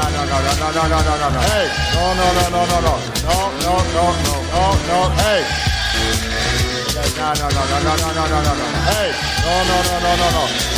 No. Hey, listen. Hey, you're in my house. Hey. Shame on you. You shouldn't be doing this. Yay! You've got That was great. karma. That wasn't the one he wanted. Yeah, but he probably forgot that one as I did. It's a good one, right? That was excellent. Robert Sharp in Holly Springs, North Carolina, $319.92. This donation brings me halfway to knighthood. Thanks for your efforts. Thank you. Holly Springs. No jingles, no karma. Baroness Whack-A-Mole in Hillsboro, Oregon, $250. And she becomes our first associate executive producer for this long list. Dear John and Adam, in the morning. The last you heard from him, she writes in longhand that is extremely readable. Nice. It looks like she took penmanship in it when she was in school. I had just adopted the name Whack-A-Mole for all the troubles I had been experiencing with my recent home purchase. John seemed disappointed I had not given specifics as to my trials, and Adam was moving at that time too. Here's my story. I purchased and moved into my new house last August. Unpacked, purchased furniture, hung pictures, and made it a home. Then in February, I found out that through a postcard in the mail and a subsequent city open house, that road construction was planned for the road directly in front of my home. Oh, no. This will include adding a turn lane, bike lanes, made possible by taking homeowners' land and increasing the speed to 35 miles an hour, creating a direct thoroughfare between two major roads. Doing a bit of research, I discovered that the homeowners affected had been received a letter of explanation in the spring of 2017. So the seller sold the house to me, not disclosing. By the way, it's illegal in California to do that. This information, and you could sue them. And my realtor did not do the due diligence to discover this project, though I had clearly stated I desired a quiet road with a nearby green space. Oh, no. I found out April 18th in another city meeting that the nearby green space will be the future site of a 19-home development. Uh-huh. So here we are, exactly a year later, and last Friday I closed on the sale of this house. Whoa. And have a pending offer on a new one on a dead-end street. This whole process has been one challenge and a difficulty after one. I hope you didn't go through the same real estate person. Thank you for keeping me sane through it all. Yes. Please include a Sir American Carnegie on the birthday list. I think. Ooh. Oh, I didn't put this. I didn't send this to Eric. I don't think. Okay. Or maybe I did. Let me see. Sir American Carnage on the birthday list. He turns 29 on the 18th. Is he on there? I'm checking. No. So this is from Dame. No, Baroness Whack-A-Mole. Oh, yeah. Okay. Sir American Carnage. Whack-A-Mole, Sir American Carnage. When? Turns 29 on the 18th. Okay, got it. We are good to go. And she says, we close find an amount close to 1% of the realtor and title fees I paid. Wow. There you go. Thank you. Is it deductible now for her? Can she deduct the donation as it's just 1% of the fee? I guess not, huh? Probably not. But that's not the idea. It's to help support the show. I know. But thank you. Thank you very much, Baroness. And congratulations. Well, at least you get the story out of her. That was nice. Yeah, congratulations on the new digs. Of us kvetching, and boom, story. Good story, too. David Fugazotto. Yeah. 231st Sir David. 23456. No jingles, no karma. Thank you. Thank you. Sir Brian Ferguson, the Baron of Costa Mesa. 23333. The sad puppy got to me. Sad puppy. Sad puppy. Score one for the pup. The pup does its job. The broke beagle. In the morning, Baron of Costa Make a Job Karma and Residence Karma, looking for a new place. Oh, and my favorite, son, Reverend Sharpton, it always cracks me up. There's no real conflict. Jobs, and jobs. Let's vote for jobs. You've got karma. Paul Dorton in San Antonio, Texas, 22222. The San Antonio NA meetup was my first and brimming with interesting people. My wife, who was expecting human resource number 4, didn't attend because she thought it'd be a sausage fest. What? Like a bunch? What is that? What is that? Listen to the show. Well, hold on. She's pregnant, so maybe she just was not feeling it. She needs pickles. John at Dvorak.org. Hey. Pickles and ice cream. Anyway, sad. I learned about Mastodon, hams, guns. Wait a minute, let me get this straight. Learned about Mastodon, ham, radio, and guns. Okay, she's right. It's a sausage fest. Can't wait for the next. At least they didn't talk about hot rods. Reverend Manning, please. Got to talk about that! And thank you very much for sending that one in. That's funny. I like that. Caesar Baptista in, what do you think, Saugerties, New York? Saugerties, New York. Saugerties. It must be upstate somewhere. Saugerties. 20202. Hello, John and Adam. My swollen amygdala feels less inflamed and with every installment of No Agenda, thanks to your hard work. Please accept this installment towards my knighthood in exchange for some jobs karma and that clip montage of Sharpton tongue twisters. Caesar Baptista. All right. Tonight is the measure of whether the country begins in the state of Wisconsin a national drive to push back, or whether we have more to go to build a movement of resistance. But resist, we must. That's not the montage. I'm sorry. You want I want to do the montage. Here we go. But resist, we must. We must. They're all jitty about a shutdown. There The tortoise in the race. Then co-author of Hubris. U2 lead singer Bono. Fran Drescher. Sigourney Weaver. Suspect Jahar Tsarnaev. Rush Limbaugh. Rush Limbaugh. The show Rush Lombard hosts Supreme Court Justice Sonia Sotomayor. Is Mike Muckery yesterday. Antonin Scalia, Kim Kardashian, and the Republican candidates, both Cairo and Benghazi. We rank behind Lavita. First stop, Kazakhstan to college students in Beijing. He's getting lunch at Chipotle in Iowa. Bain is appropriate. The GOP's tax day giveaway to millionaires. Why was traffic problems email sent? The Environmental Projection Agency. And what sequestration has done. I could not stop it. It's just so beautiful. Once in a while, you got to roll out the full Reverend Al. Jobs, I love jobs, the environmental jobs, projection and jobs. agency. Let's vote for jobs. You've got karma. So that's a rather healthy list of executive and associate executive producers for 1166. We want to thank each and every one of them for helping produce this particular show.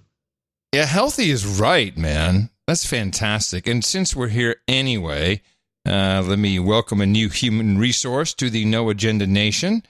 This is from Richard, your road slave. Just thought I'd let the family know we have a new human resource. His name is Artemis Camden Johnson, born 8/19/19, 4:57 p.m., and coming in at 6 pounds, 10 ounces.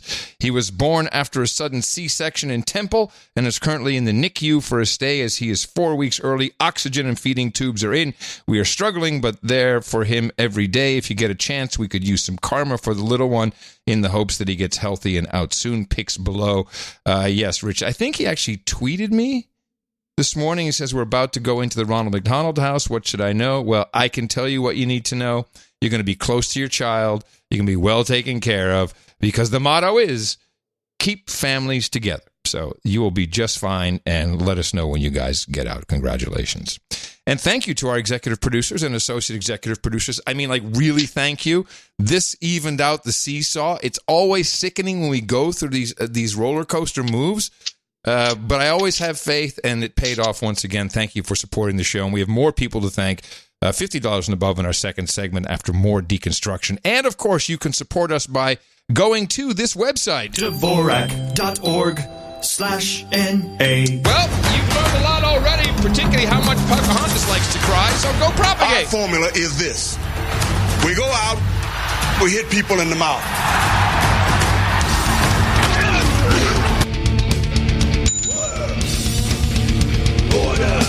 Shut up, slave. Shut up, slave. Oh, I probably should play this. We got a deep fake. Deep fake. Deep fake. Which, and then, you know, there was a deep fake machine out there, and people like to do stuff, and I hear it. I mean, if you tell me to listen, is this the person? Is the real person? I can hear no, because it still sounds a bit choppy and not completely natural. But when it comes to this particular guy and his already interesting cadence, well, you get this. Hello, I'm not Jordan Peterson. Like the news you get from the M5M, I'm a deep fake. I am an algo made up of skipped logic and the odd glitch that requires you to jiggle the handle, manipulated by a nameless douchebag producer seeking cheap laughs. It is more important than ever that you donate to no agenda. Unlike me, where man made climate change, causing the mudflats to disappear, there goes this effort. The No Agenda show is real and needs your support, especially from you, Jeremy in Bondi, you douchebag. Please go to Dvorak.org/NA and donate now. I may be fake, but this shit is real. That's pretty good, isn't it? Yeah, a couple of glitches in there. Ooh. But I liked it. And Yeah. it sounded exactly like him, except for the little glitches. Don't say glitches. Well, those were glitches where something goes like, makes a glitch sound. Yeah, well, you're right. It was a little glitchy. My favorite part was this. There goes the cipher. It goes to the Zephyr. Yeah, I heard that. I was just thrown in there for no reason. There goes the Zephyr. Yeah, Zephyr. That made it really feel real to me. That was a beautiful thing. Oh, my goodness. So who was our producer that did that? Oh, well, it's Sir Chris Wilson put it together, but there's the not Peterson, not JordanPeterson.com deep fake. You know, people selling deep fake algorithms. Okay, I didn't know that. Yeah, I didn't know that was available. Yeah, you can just enter in anything you want, and yeah, Sounds like Jordan Peterson. It sounds pretty well. Yes, I would say it sounds pretty good. Pretty good. Yeah, thought you'd get a kick out of that. Oh, you know, this I thought I had dreamt this, and then I went looking for it, and indeed I had seen it, and it did happen, but it kind of passed over with the shootings and God knows what else. Just the election news channels. It's so hard to get news, like actual news, even news from the president, who, by the way, I think Trump has done something very smart. You notice he never replaced Sarah Sanders, as far as I know. He certainly didn't replace anyone in the briefing room. So his new shtick is fantastic. It's just whenever he's walking to the helicopter, out of the Oval, across the lawn, he's got a news pool camera set up. No journalists on camera, which is why you never see Jim Acosta anymore. Just no journalist on camera, only him answering, going back and forth, bantering. And I think at this point, he must have spoken to the press more than any president ever in history. Remember, he comes wandering out. Sometimes he wanders on over the grass. Yeah. A lot of grass in these shots. Yeah, well, it's the White House. He's coming on the grass, and he's coming off of a chopper, and he's going to a chopper. It's always he's on the move. Yes, he's on the move. That's right. Yeah, it's good. But I like that, he's taken away the whole idea of the briefing. It's just gone. Now it's just him. And it's probably the best way to do it. Although, holy crap, man.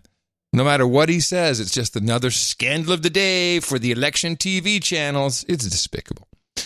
But anyway, one of the things that we always talk about when you have these mass shootings is, were there any pharmaceuticals involved? Now, we know that the Dayton, Ohio shooter had Xanax and cocaine and alcohol. Not a great combo, not an SSRI, but not a great combo. But you never really hear about this, and it's never discussed on the news channels because the election channels are sponsored by Big Pharma in general. They spend most of the money. Silicon Valley doing pretty good as well. And as we've talked about several times on the show, but going back many years, the closing of the mental institutions in the United States. Now, could you do a brief reminder? Because this was the Reagan era, was it not? When we closed what we used to call the nut houses? Well, yes, but I'll give the briefing because this was an era this was my era. And what had been going on, I was a Democrat during this era, of course, because I was a Democrat. Of course, because you were Democrat.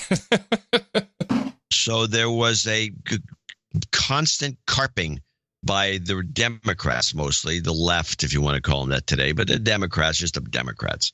And it was in the schools when you're in high school or even grammar school or anything. They always discussed, the horrible thing they do. They look at these insane asylums. It's not the way you treat people. They don't need to be locked up. And they made it just It was the beginning of the social justice warrior movement.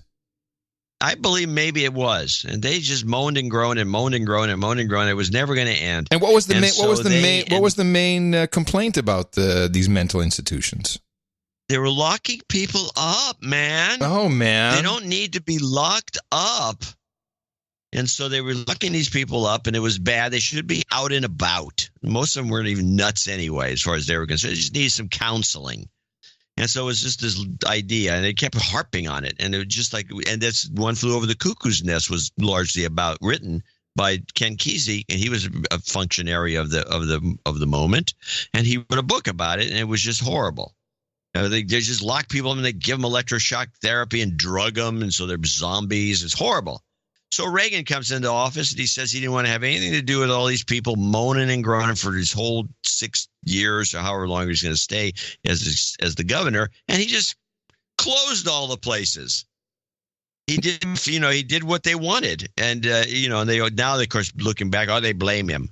Were these, were these federal institutions? State. And Reagan had the power to close them? They were locked. They got all of them disappeared. We had Agnew State Hospital down in San Jose locked up. We had the Nut House in see how I refer to it? Nut House in Napa, and there's a Nut House in Sonoma. Both of them were pretty much shuttered. I think one was kept. I think the one for the criminally insane, whichever one that was, I think was kept for a while because they need to put these guys somewhere during their trial. It would be worth going back and looking at some articles from that period and see if people were talking about, the equivalent of people experiencing homelessness, people experiencing mental issues or some crap like that. Well, the homelessness thing is something that has been written about, has been studied a little bit. It really relates back to Jimmy Carter when he changed some federal rules about subsidizing housing. Oh, let's not go there. Let's stay with the nut houses for a second. And I remember growing up, what's wrong with Timmy? Oh, they took his mom to the nut house. Yeah, that would be the way it would be referred to. Well, President Trump heard it. We're going to be focusing very strongly on mental health because here's a case of mental health. Part of the problem is we used to have mental institutions, and I said this yesterday. We had a mental institution where you take a sicko like this guy. He was a sick guy, so many signs, and you'd bring him to a mental health institution. Those institutions are largely closed because communities didn't want them. Communities didn't want to spend the money for them. So you don't have any intermediate ground. You can't put him in jail because he hadn't done anything yet, but he's going to do something. So we're going to be talking seriously about opening mental health institutions again. In some cases, reopening. I can tell you in New York, the governors in New York did a very, very bad thing when they closed our mental institutions, so many of them. You have these people living on the streets, and I can say that in many cases throughout the country, they're very dangerous. They shouldn't be there. So we're going to be talking about mental institutions. And when you have some person like this, you can bring them into a mental institution and they can see what they can do. But we got to get them out of our communities. So the problem with doing this today in 2019, and if it hasn't already started, it will, is mental health and the definitions of that have changed. Mental health is, now you at school, you can take a mental health day. At work, you can have a mental health day. John, you and I don't know this, but this is a fact. This is something that is a part of your benefits package. You can, you get this many sick days, PTO, and then here's your mental health days. Mental health is described very differently, and it is much more inclusive than you're right for the funny farm or the nut house. And with the SSRIs, and I learned a new one, NRIs, which you'll hear in a moment, These two people who are depressed, who are really seriously depressed, they have been lifesavers. So, you got to tread very carefully in today's media landscape of what you call mental health and mentally insane, etc. And as if on cue, NPR had an hour-long special celebrating 30 years of Prozac. And I put a link to it in the show notes. It's worth listening to, although at the end, it comes all the way around to, well, they're pretty good. We should keep taking them. The woman who did the piece, did the interviews and host the piece, has also been on Prozac for most of her adult life. And I just wanted to play a clip from this. We've had 30 years of Prozac. So why are we still depressed? Which I'd like to have as an ISO candidate for the end of the show. I think it's a very valuable statement. We've had 30 years of Prozac. So why are we still depressed? I have this almost physical memory of the first time I opened the bottle and shook this tiny green and cream-colored capsule out into my hand. I remember being scared because at the time I thought it was going to make me somebody else. And what did you think? I vividly remember, the first time I took it, but I remember better the third and fourth time I took it because I was stunned. I was absolutely stunned. At first, I thought this couldn't be. I'm just having a good moment. But that moment turned into a day, and that day turned into a week, and that week turned into a month. And I'm someone who lived with psychiatric symptoms since I was 10 years old and probably even before. All of a sudden, I was better. And I had to reckon with what it meant that this pill was making me into a new person. I came to believe it was what I called a psychotropic Drano.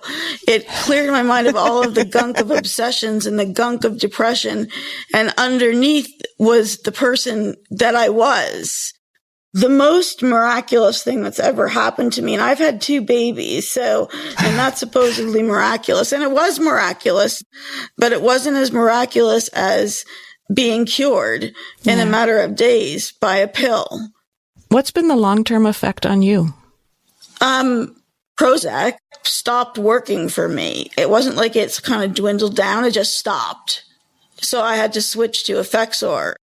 I'm permanently on an SSRI or SSNRI booster. I can't get off. I've tried to get off, and it's not possible for me to do.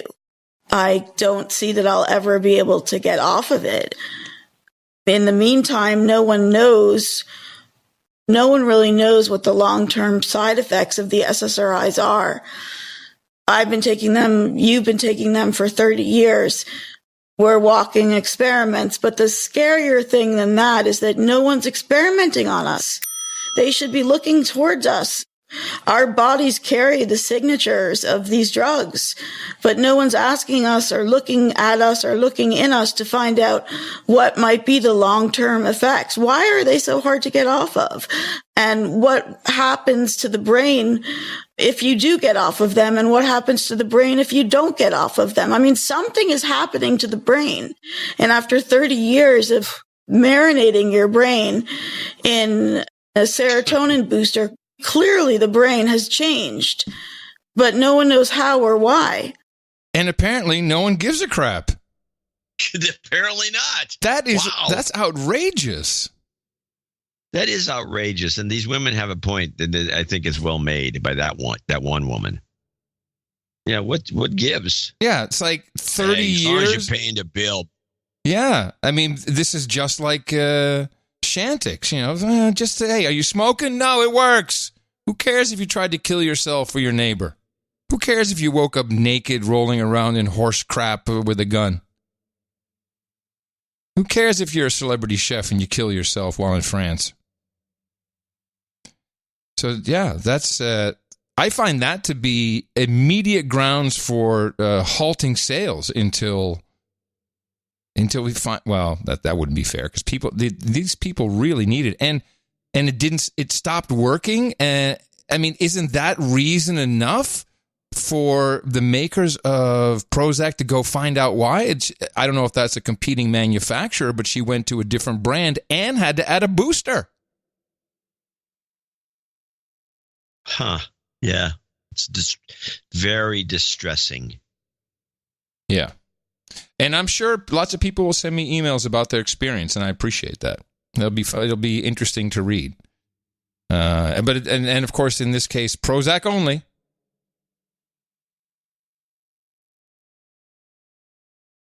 Well, okay. Well, let's see. We got something a little more exciting. We got tons of things that are exciting. I was just sometimes, I got to put something on blast, Let's see. We got what is the interesting audio with Cuomo and the Ray? Oh, yeah. Yeah, this is interesting. Now, this was something I recorded. I knew about this, and I thought it was, as a topic, it was this woman calls out Whitey. It's just some screeching woman that's giving some guy crap for being white. Mm-hmm. But that's not what I ended up with this clip. Was not about that. This clip turns out to be about something completely different. It has nothing to do with the message of the clip. This has to do with the pitch of the woman's voice. Okay. You know how some women like to drop their register down and talk deep because you mean like when you're running a blood company. I'm running a blood company. I have to have a deep phony voice. I'm the new Steve Jobs. There is something.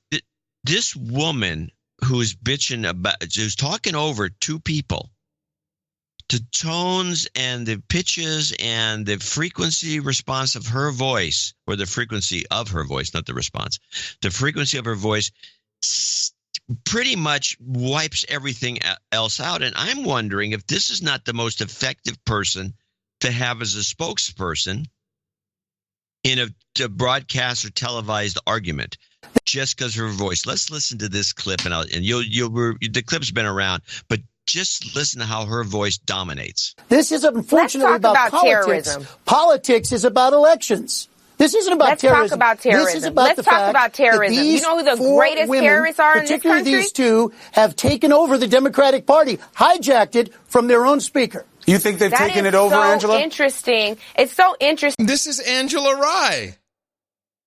Yeah, is that who it is? Yeah. Yeah, I have the same clip, but the setup would have been very different for me, but okay. Let's listen. Well, let's listen. Because I don't care about this bull crap. This is just a bunch of people bitching and moaning at each other. I don't care about the message she has to say.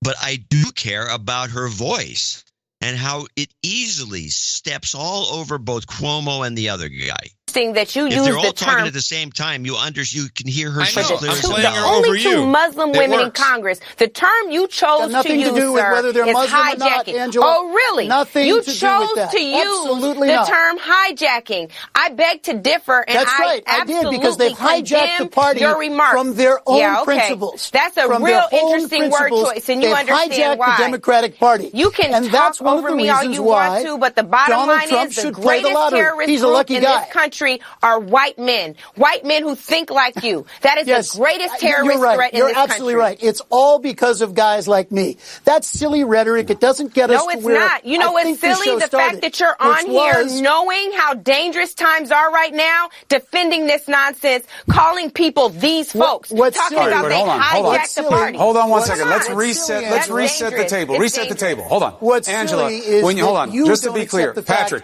give me a second. It's not silly. There's nothing silly about this conversation. Whose show is it? Sorry, Calm down so we can have a rational conversation. That was my favorite part.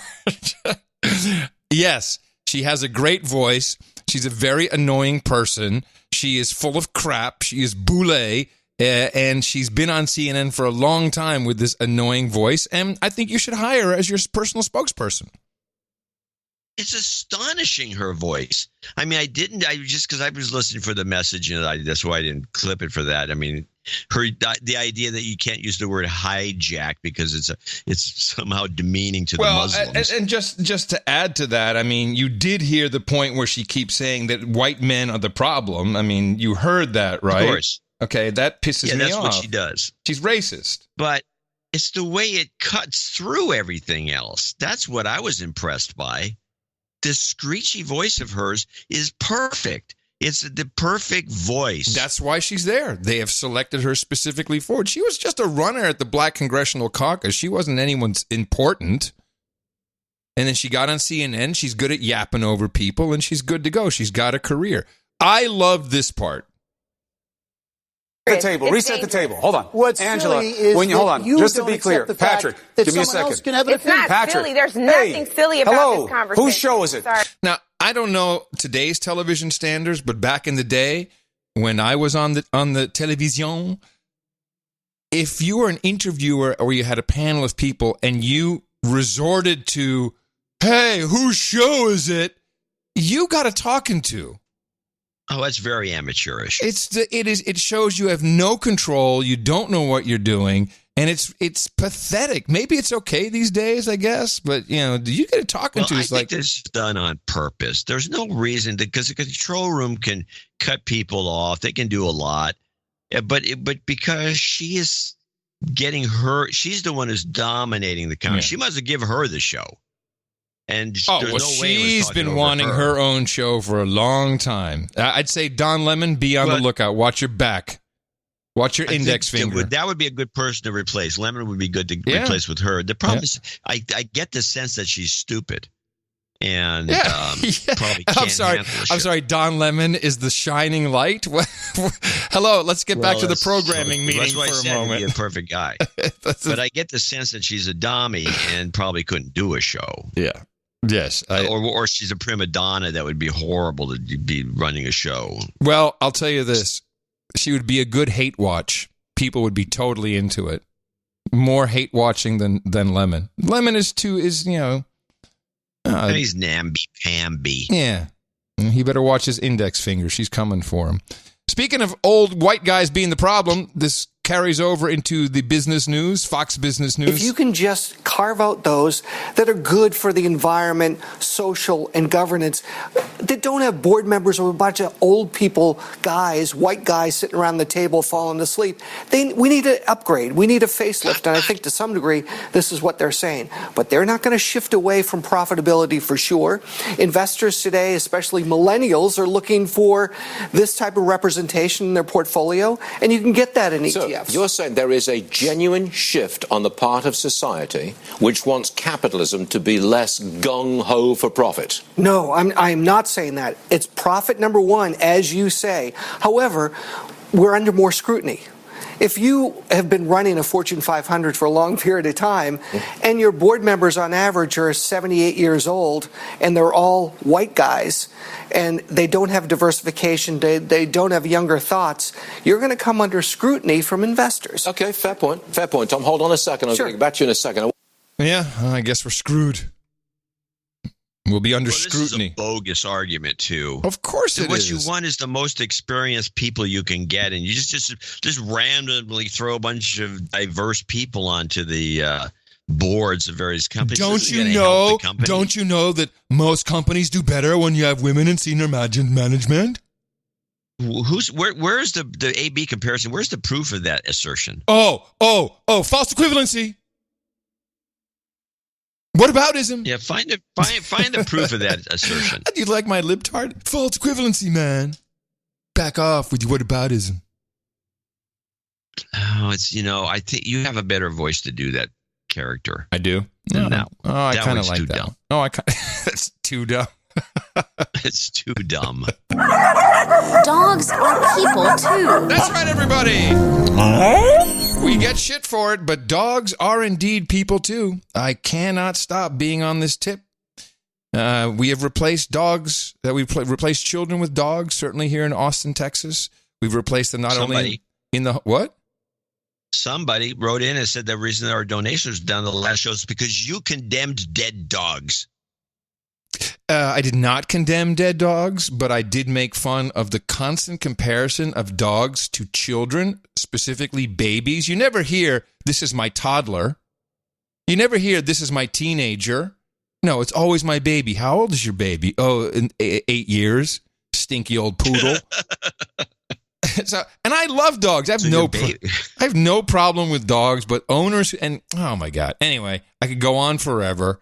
It's fine. Yes. It's fine, but I am right about this. We are replacing children with dogs, and Channel 4 in the UK has made a show about it. Whoa! Hey, one more time, you're going to go and sit on the steps. Top British dog trainer Joe Rosie is coming to the aid of desperate parents with a controversial approach to parenting. I'm putting my neck on the line, but I believe in the concept. I believe that this will work. It is almost like giving a dog their treats. Using dog training techniques. Good boy. You have to say it a little less like he is a dog. On kids. Whether or not I'm working with a dog or a child, they all want to be good boys. Are you ready? Sit! But can you really train your baby like a dog? Tuesday at 8 on Channel 4. There you go. What? Yes, can you train your baby like a dog? Yes, and they brought in the dog trainer, and this is one time when video wouldn't have been good. She says, sit. You hear that in the clip. Sit, and the dog and the kid both sit down. It's phenomenal. That's just, Wow. Yeah, it's here, I think.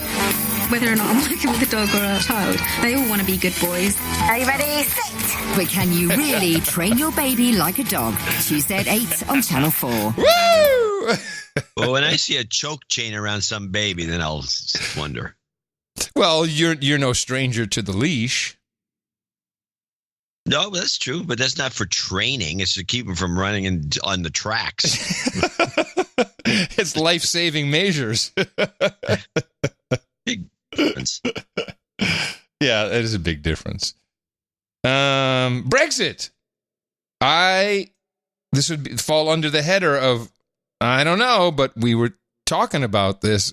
I'm pretty sure I said, what are you laughing about? What are you ho-humming about? Well, I didn't get a clip this morning from this network Joe, and I'm glad you brought up Brexit because now I can talk about it. I didn't clip the clip, but I can talk about their latest scheme. Okay, well here's what I heard. Boris was hanging out with Angela, and in fact I have the clip, and he's like, whoa, and she goes, and then he goes, yeah, I think we can still come up with a deal in 30 days. It's aggressive, but I think we can do it. This guy is not taking the UK out of anything. Yes, of course, I think there is ample scope to do a deal, and I've explained, I think, pretty clearly what needs to happen. We need to remove those elements of the withdrawal agreement that simply don't work. But once we get rid of it, if we can change it, then I think there is the real prospect of making progress very rapidly indeed. Das heißt, der Backstop ist ja eine Rückfallposition immer gewesen. Wenn man diese Position auflöst, wenn man eine Lösung hat, wie man das machen will. Man hat gesagt, die finden wir wahrscheinlich in den nächsten 2 Jahren. Aber man kann sie vielleicht ja auch in den nächsten 30 Tagen finden. Warum nicht?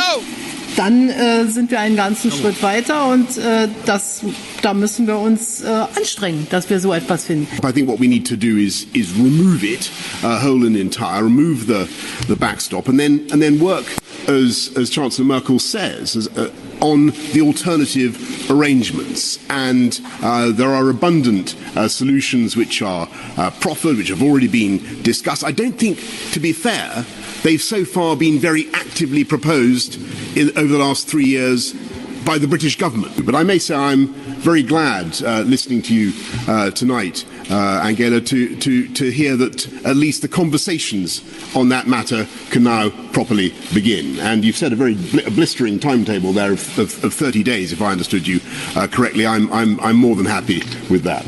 Oh, please. This, you know what's going to happen?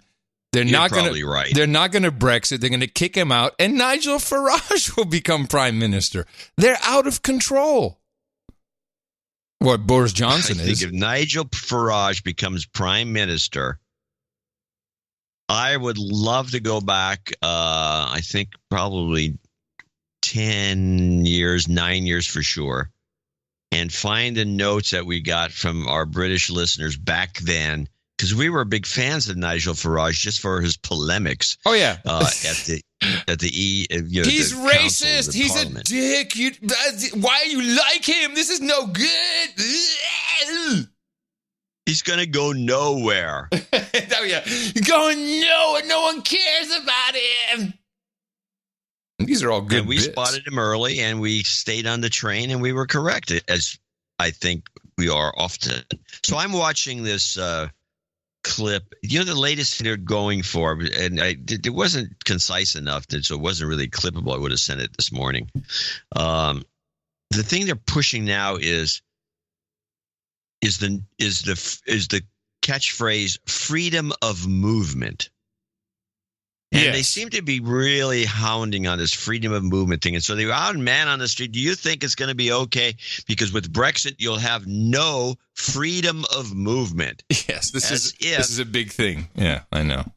Yeah, as if you got the lead boots on and you can't move. You can't even leave their town. You're locked down. That's what it makes it sound like. In a straitjacket. You can't move, you can't do anything. And this is the same thing with this Ireland border backstop nonsense. Yeah. What difference does it make if they put a stupid border guard on the road? Well, hold on a second. Now you're wrong, because the people of Ireland, the Republic of Ireland, and the Northern Ireland people have a real problem with the border. They're happy they finally got rid of all the problems, and they are worried. They say that the problems will come back if we have a physical border. Do a pass-through border. Just have it there as just a guy. You've flown into Europe, where you go into the customs thing, and there's two doors. One is green, one is red. You got nothing to declare. You walk off the plane, boom, you go through the green door, and you're now in the country. It took that long. In the United States, they stop everybody, scan the bags, they do all this stuff. You don't need to do that. You could just have a green, have the border there, have a big green and a red, and just have people go back and forth as fast as they want to through the green hole. I don't see this being a huge impediment, or it's going to re-trigger the Irish Republican Army or anything in between. I don't know, but I'd like a T-shirt that says the green hole. That's all I want. Yeah, well, that probably is all you want. But that said, I just don't. I mean, this freedom of movement thing, they got everyone saying, "Oh God, I don't know what I'm going to do," and they have to. Okay, well, hold on, stop. Too bad for the British. Hold on, stop. This is not entirely correct. The freedom of movement thing is also mentioned on the EU side, and it is not just about the backstop and the border between the Republic of Ireland and Northern Ireland. It is about the freedom to go work. I never said that. But I'm telling you, I just mentioned the backstop being an element. Okay, the freedom of movement from Europe, the Polish. I'm expanding. Okay, I'm expanding. It's all right. I'm not attacking you. It's just they always send the emails to me, so I'm trying to Adam at thwart that. Is easy. It's easy to remember. Yes, the freedom of movement. In my experience, the way people mean it is, now I can't go and work in Amsterdam. Now I can't go work in Frankfurt. Now I can't go work in fill in the blank. And that's true until, something is worked out, or if that's worked out immediately. That's really, and I see that more as people who don't want to be in the UK. They're the ones bitching, not on freedom of movement. You basically want to actually Brexit to go work somewhere else. They should just move there. Yes. EUK. If you want to work in Amsterdam and Holland because you like it better than you like Liverpool, just move there. Yeah. Become a citizen. Yeah. Yeah, they don't want to do that. This is like temporary marriage. Boris Johnson has the guy is a nut job. But you know what? I'm happy the UK has someone like this now, because I got a little tired of Trump bits. Here's Boris Johnson, who is an anti-vaxxer. At the same time, the World Health Organization stripped the United Kingdom of its measles-free status after it declared the disease had been eliminated just 3 years ago. complacency on the part of parents about the need to get that second vaccine. But also, I'm afraid, people have just been listening to that superstitious mumbo-jumbo on the internet, all that anti-vax stuff, and thinking that the MMR vaccine is a bad idea. That's wrong. The British government's inviting social media companies to a summit on how they can better promote accurate vaccination information. No, there you go, colluding with the government. It's called censorship. But okay, you can call it a conference if you want.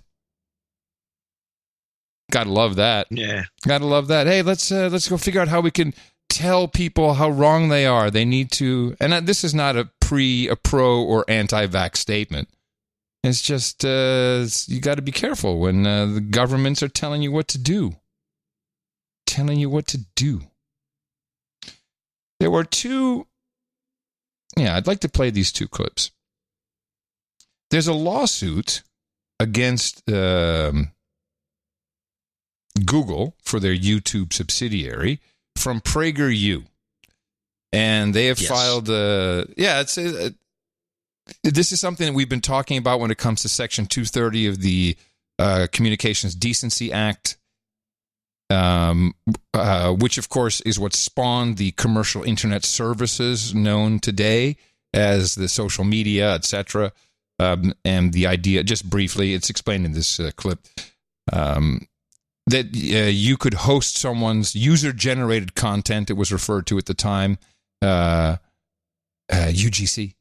User-generated content, which is free, they do it themselves, those fucking idiots. Can you believe they're going to make a business out of this? So you could not get sued for libel.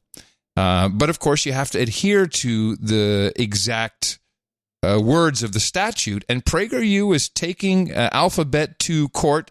They did a full 6-minute video. I've shortened it down just to give you the basic of what their lawsuit is about. The most important lawsuit in America right now, and perhaps the free world, is Prager University. I don't know about that.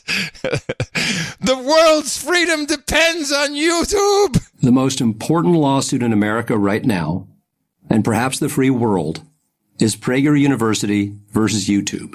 YouTube was infringing on our right to free speech. We filed in federal court in late 2017 and thereafter in California state court. Wait a second, you might say.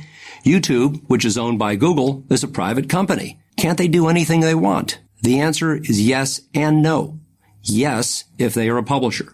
No, if they are a public forum. So what's the difference? This gets right to the nub of the matter. Right to the nub of the matter? That's a typical lawyer, I guess. He has no heart. Can't say heart, the nub. So what's the difference? This gets right to the nub of the matter. A publisher chooses the content that resides on its site. The New York Times is a perfect example. You can't write a story and just expect the New York Times to publish it. The Times chooses what appears on its pages or website. And if they publish a story that contains a malicious lie or violates copyright law, they can be sued. PragerU is also a publisher. It decides what material gets placed on its website. Most sites are publishers. In contrast, a public forum, which can be a physical location like the classic town square or a shopping mall, or a virtual location like a website, is a place that must allow individuals and organizations to exercise their free speech rights. YouTube is an example of a public forum. In fact, YouTube describes itself as a public forum. You make a video, YouTube hosts it, and anyone with an internet connection can watch it. Facebook is also a public forum, and so is Twitter. Here's why this is so important. A public forum under Section 230 of the Communications Decency Act, a law co-sponsored by Democrats and Republicans and passed by Congress in 1996, is not subject to liability for content placed on its site. If someone posts a video about how to build a bomb or writes a threatening comment, the public forum website cannot be held legally responsible for that content. That's a good thing. It gives YouTube and other public forums the chance to host a wide variety of material, from nature videos to political diatribes, without fear of being sued. And it worked. And then it didn't. A few years ago, the social media giants, Google, Facebook, YouTube, and Twitter, started to behave not like public forums, but like publishers. They stopped following Section 230, which specifically requires that these websites promote a true diversity of political discourse and began to judge content by their own political and social criteria. So, and by the way, I pulled out every 3-second gap between every sentence he read. So that was painful as it was. It was much more painful before I chopped it down. And I think this is interesting, this lawsuit, because it goes after a different part of the statute, which is the description. It's a light description, but it is a description of some of the responsibilities. And I think they can argue it. Yeah, I've always believed this. I wrote a column last year in PC Magazine that said that about Facebook and Twitter, I said they're publishers.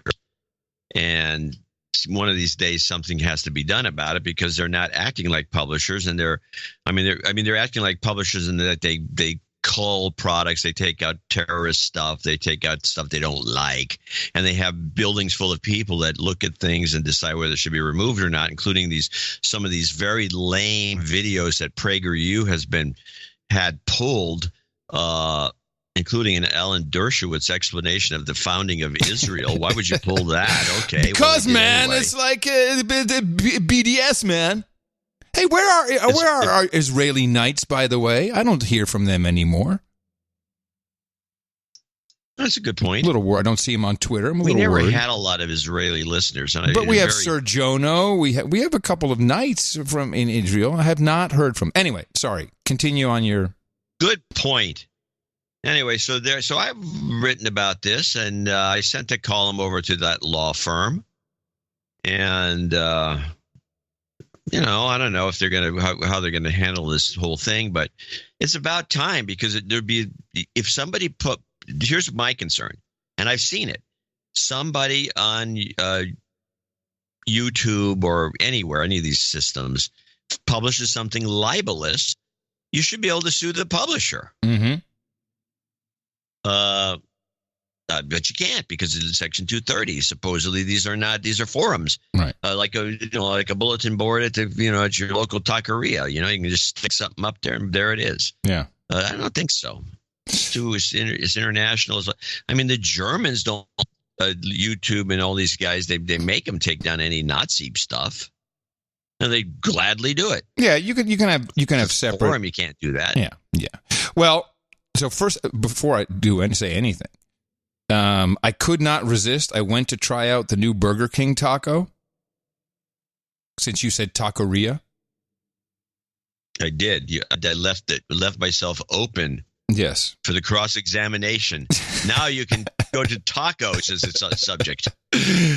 No, I just wanted to say that I love me a hard shell taco, and the commercial, they look so good. And the people eating them look so happy. Let me tell you, this is a piece of shit product. It comes flat and it looks like a quesadilla. It gets soggy almost immediately. That's the way the Jack in the Box taco comes. Oh, it looks nothing like the pictures, nothing like the commercial. It has the taste. You can't even. I am right now. I'm putting them on blast. I could not even see what was in there. Oh, what a piece of crap. Have you ever had a Jack in the Box taco? No. Okay, well, I'm not a big Jack in the Box guy. I'm not a big Jack in the Box guy. In fact, I'm not a fast food guy at all. I'm telling you this right now. You should do this. Okay, I'm going to do it. Because now that you've entered the realm of taco reviewer, yes.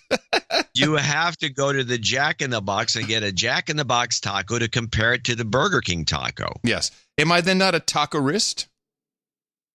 You're a tacorista. A tacorista. Nailed it. Yes, thank you. All right, back to YouTube after this slight detour. Dave Rubin. Wait a minute. Since you brought up the taco thing, I'm going to bring up mine. I'm sorry. Yes, because you are also a tacorista. French fries at Taco Bell, because they try to get into the French fry game with some dip, and they're coated with some god awful powder, are the worst French fries you can buy anywhere. I have a feeling Taco Talk may be a whole segment just by itself. Taco Talk with your taco. Is there a podcast? There should be a podcast. Taco Talk. Yeah. With your tacoristas. Adam and John. Hey, John, how are your beans? All right, back to Google. Dave Rubin, who is, of course, he's a leading warrior on the front against censorship and what YouTube is doing and the deplatforming and the cancel culture, because he's witnessed it firsthand, and I applaud him for doing that. So he had a panel that he pulled together with a number of people talking about deplatforming. And on that panel, former Facebook guy who'd been at Facebook for 7 or 8 years. I'm sure he has his money and he's fine. He's doing other stuff. Brian Amerige.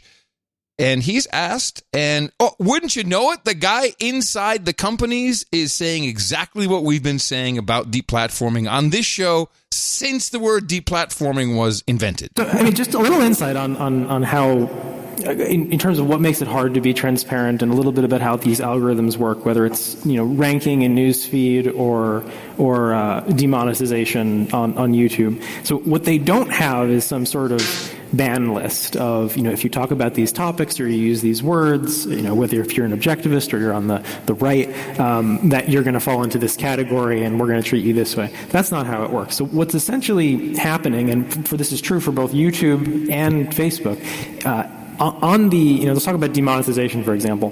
What they're trying to insulate advertisers from is the risk of their brands being tarnished by controversy. That's the thing that advertisers are worried about. They're worried about the fact that if they're associated with something that's considered hateful or hate speech or politically incorrect, that's going to blow up. It's going to tarnish their brand. They don't want to be associated with that. Is that a very strange thing, though? Because I don't think, say, before the internet, if you were watching any NBC sitcom, you weren't thinking that whoever Tide endorsed that particular episode of The Cosby Show or something like that. Yeah, I think people have become a lot more sensitive about it, and they've become much more.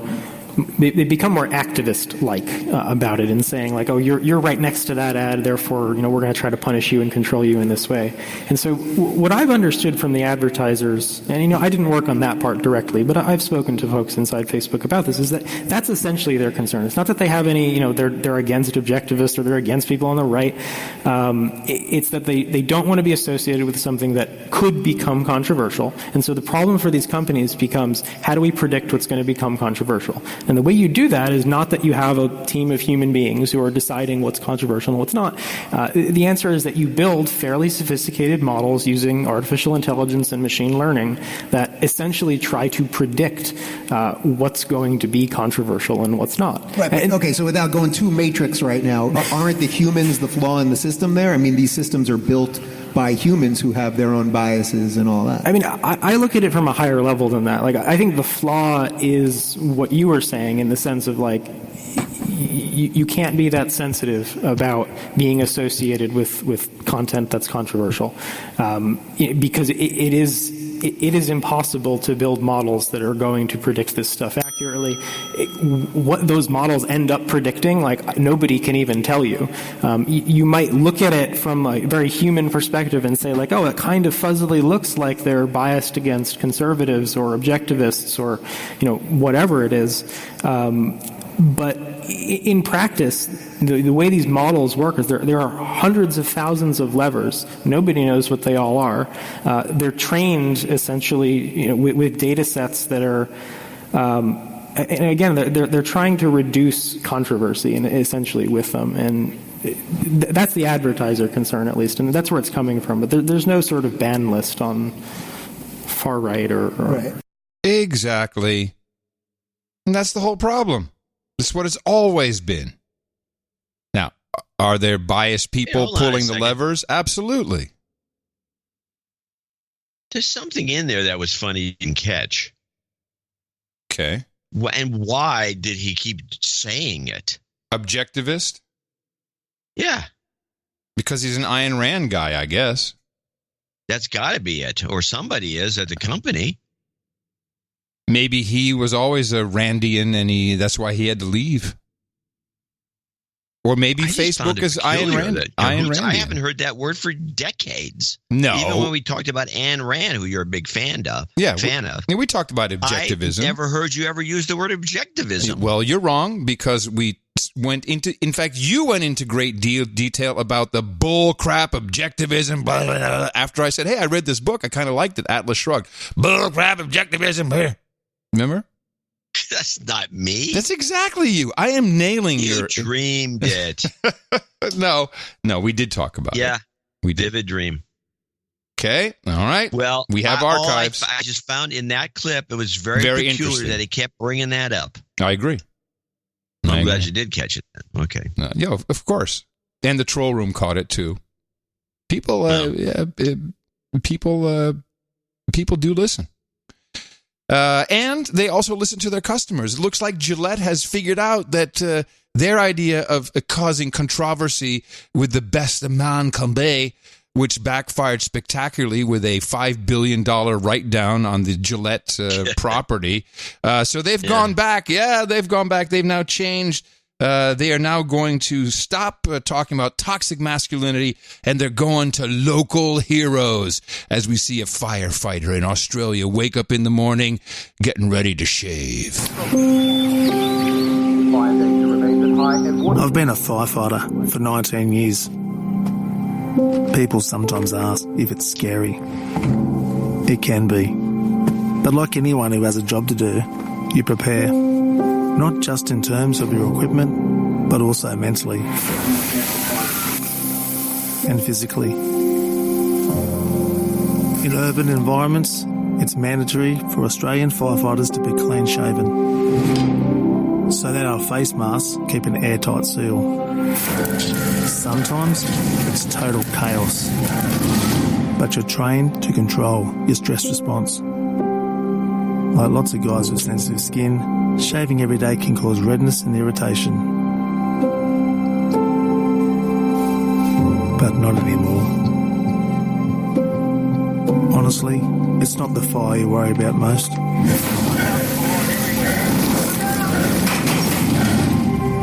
It's more the constant reminder of who you might leave behind. I'm a man! I'm a Gillette man! Gillette Skin Guard, the razor designed to stop skin irritation. What? After playing that, I'm taking away your clip of the day. We used to have something for that, didn't we? Worst clip of the day. We don't have anything yet. Maybe Chris can come up with something. I thought we had a thing that reversed. Yes, I'm correct.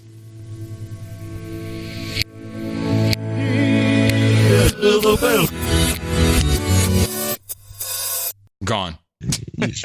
Took it away from me. Done. Now, can I bring it back to tacos? Because I planned this. You want to talk about Gillette? Sure. You want to talk about Gillette? I don't know how you're going to do that, but I'm listening. Do you want to talk about Gillette first and then go to tacos again? No, I don't want to talk about Gillette. I don't care about Gillette. Well, I'm going to bring it back around to an article in the New York Times which shows exactly what stage we are in the podcast revolution, man.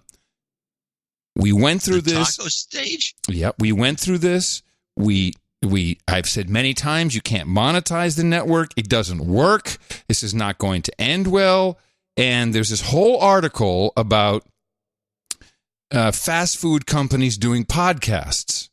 And according to the New York Times, what's more surprising, people are actually listening to them. Oh, bull crap. Now, the thing that got me, though, and it's a whole article about, so Gizmodo is producing the McDonald's The Sauce podcast. But then I got to Gimlet. Gimlet is working for New Balance, creating a show about clothing and sneaker culture. This is the death knell of the podcasting network. The minute the podcast network, take it from me, I had one. The minute the podcast network resorts to getting in advertisers to make a show for that advertiser's product, you're on the brink of another round of finance. This will not work for Gimlet. This will not, any of these... It never worked for anybody. No, any of these podcast companies that are going to make payroll by making podcasts for their advertisers who should be advertising on their outstanding podcast, is going down the tubes. Yes. So I can't agree more. And in fact, the whole thing, there's some thought I had and I'd lost it, but we did that at Mevio. Yeah, and it was a joke. Exactly. We did the RDX7. We did right. We had a bunch of sketches. Oh, we unboxed motorcycles. We did all the unboxing podcast. Oh my goodness! Yes. So yeah, this is worse. What I was going to say. This is worse. I tell you, worse than a native ad. It's worse than a native ad. It is the pits. It is the pits. Yeah. It is really bad. We, on the other hand, the New York Times is in on this somehow because there's no way that people are flocking to a taco podcast done by Taco Bell or whoever the sponsor is. Well, they say that. Let's talk a little bit about the Shell. Bill, we got Bill in here from the Shell manufacturing facility outside of Nashville, the taco shell makers. Bill, howdy. Bill, introduce yourself. Yeah, well, tell us what you do, Bill. What do you do at the taco manufacturing taco shell company? I thought I was going to be Bill. You played both roles. No, you're Bill. Okay. I'll interview you. Bill, I got Bill here from the taco shell manufacturer. Hi, Bill. How you doing? I'm good. We got Bill on Skype. Yeah. I'm sorry, Bill. So how long have you been doing this taco shells, Bill? Well, first of all, thanks for having me on the Shellcast. I really enjoy talking about the different kinds of taco shells that are out there. So far, we found that the one that looks like a quesadilla stuck together, where you can't see what's inside, seems to work the best for our tacos.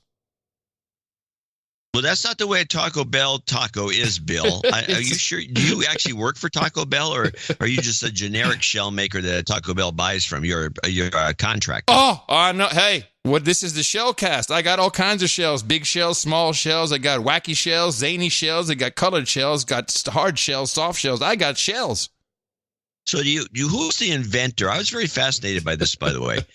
Who is the inventor? I think El Paso makes these. And the shell has got like a bottom. So it's like it goes down. It's a hard shell, and it's got a bottom that's about an inch wide, and then it comes up on the other side. So you can actually stand up the shell. Yeah. That was... Is that patented? Yeah, I think we should stop while we're ahead. I'm going to show my support by donating to No Agenda. Imagine all the people who could do that. Oh, yeah, that'd be fab. Yeah, on No Agenda. In the morning. You just weren't up for it. No, we had to end it somewhere. No, could have gone on. I know. Conversationalists. Yes, you there's are. There's a lot to be talked about. Maybe there is something to that. But let's just start by somebody please register shellcast.com and the taco show with your tacoristas. Taco show. The taco show. Yeah, the taco. I think I could talk for hours about tacos. You should bitch about them, that's for sure. Yeah. You get into taco truck tacos, it becomes more interesting. But let's thank Terry Rulick out there in Niles, Ohio. And it says John C. has a note. Uh-oh. Is this right? It says JCD as a notage. Let me see if I can find a Terry for you. Let me see if I get lucky on this. Here it is. You got it? She said a ITM, I want to wish my smoking hot boyfriend, Chris Hanton, a happy 46th on August 22nd. Do you have your list there? I have to add it. Yeah, okay. Hold on. So it's from who? Terry. Terry, what's her last name? Rulick. R-U-L-I-C-K. Yeah, and it's to smoking hot boyfriend? Chris Hanton. Okay. Age? 46 on August 22nd. 46 today. Punched me I'm sorry, you got it? Yeah, I do. He punched me in the mouth a few years ago, and I can't think of a better birthday gift than donating towards his knighthood. That's very sweet. Thank you both for keeping us sane. Or thank both of you for keeping us both sane. And so she says a thank you note. It's actually a card that says thank you on the front. It's a thank you card. Yeah. I should mention this, though. There's another one that I don't know if this comes up in the conversation somewhere. But the Baroness of Kendall County sent a note about the. Actually, I'll do this. Remind me to read her note when you do the meetup rundown, because she's got a meetup. Okay. Thing that she's doing. Okay. All right.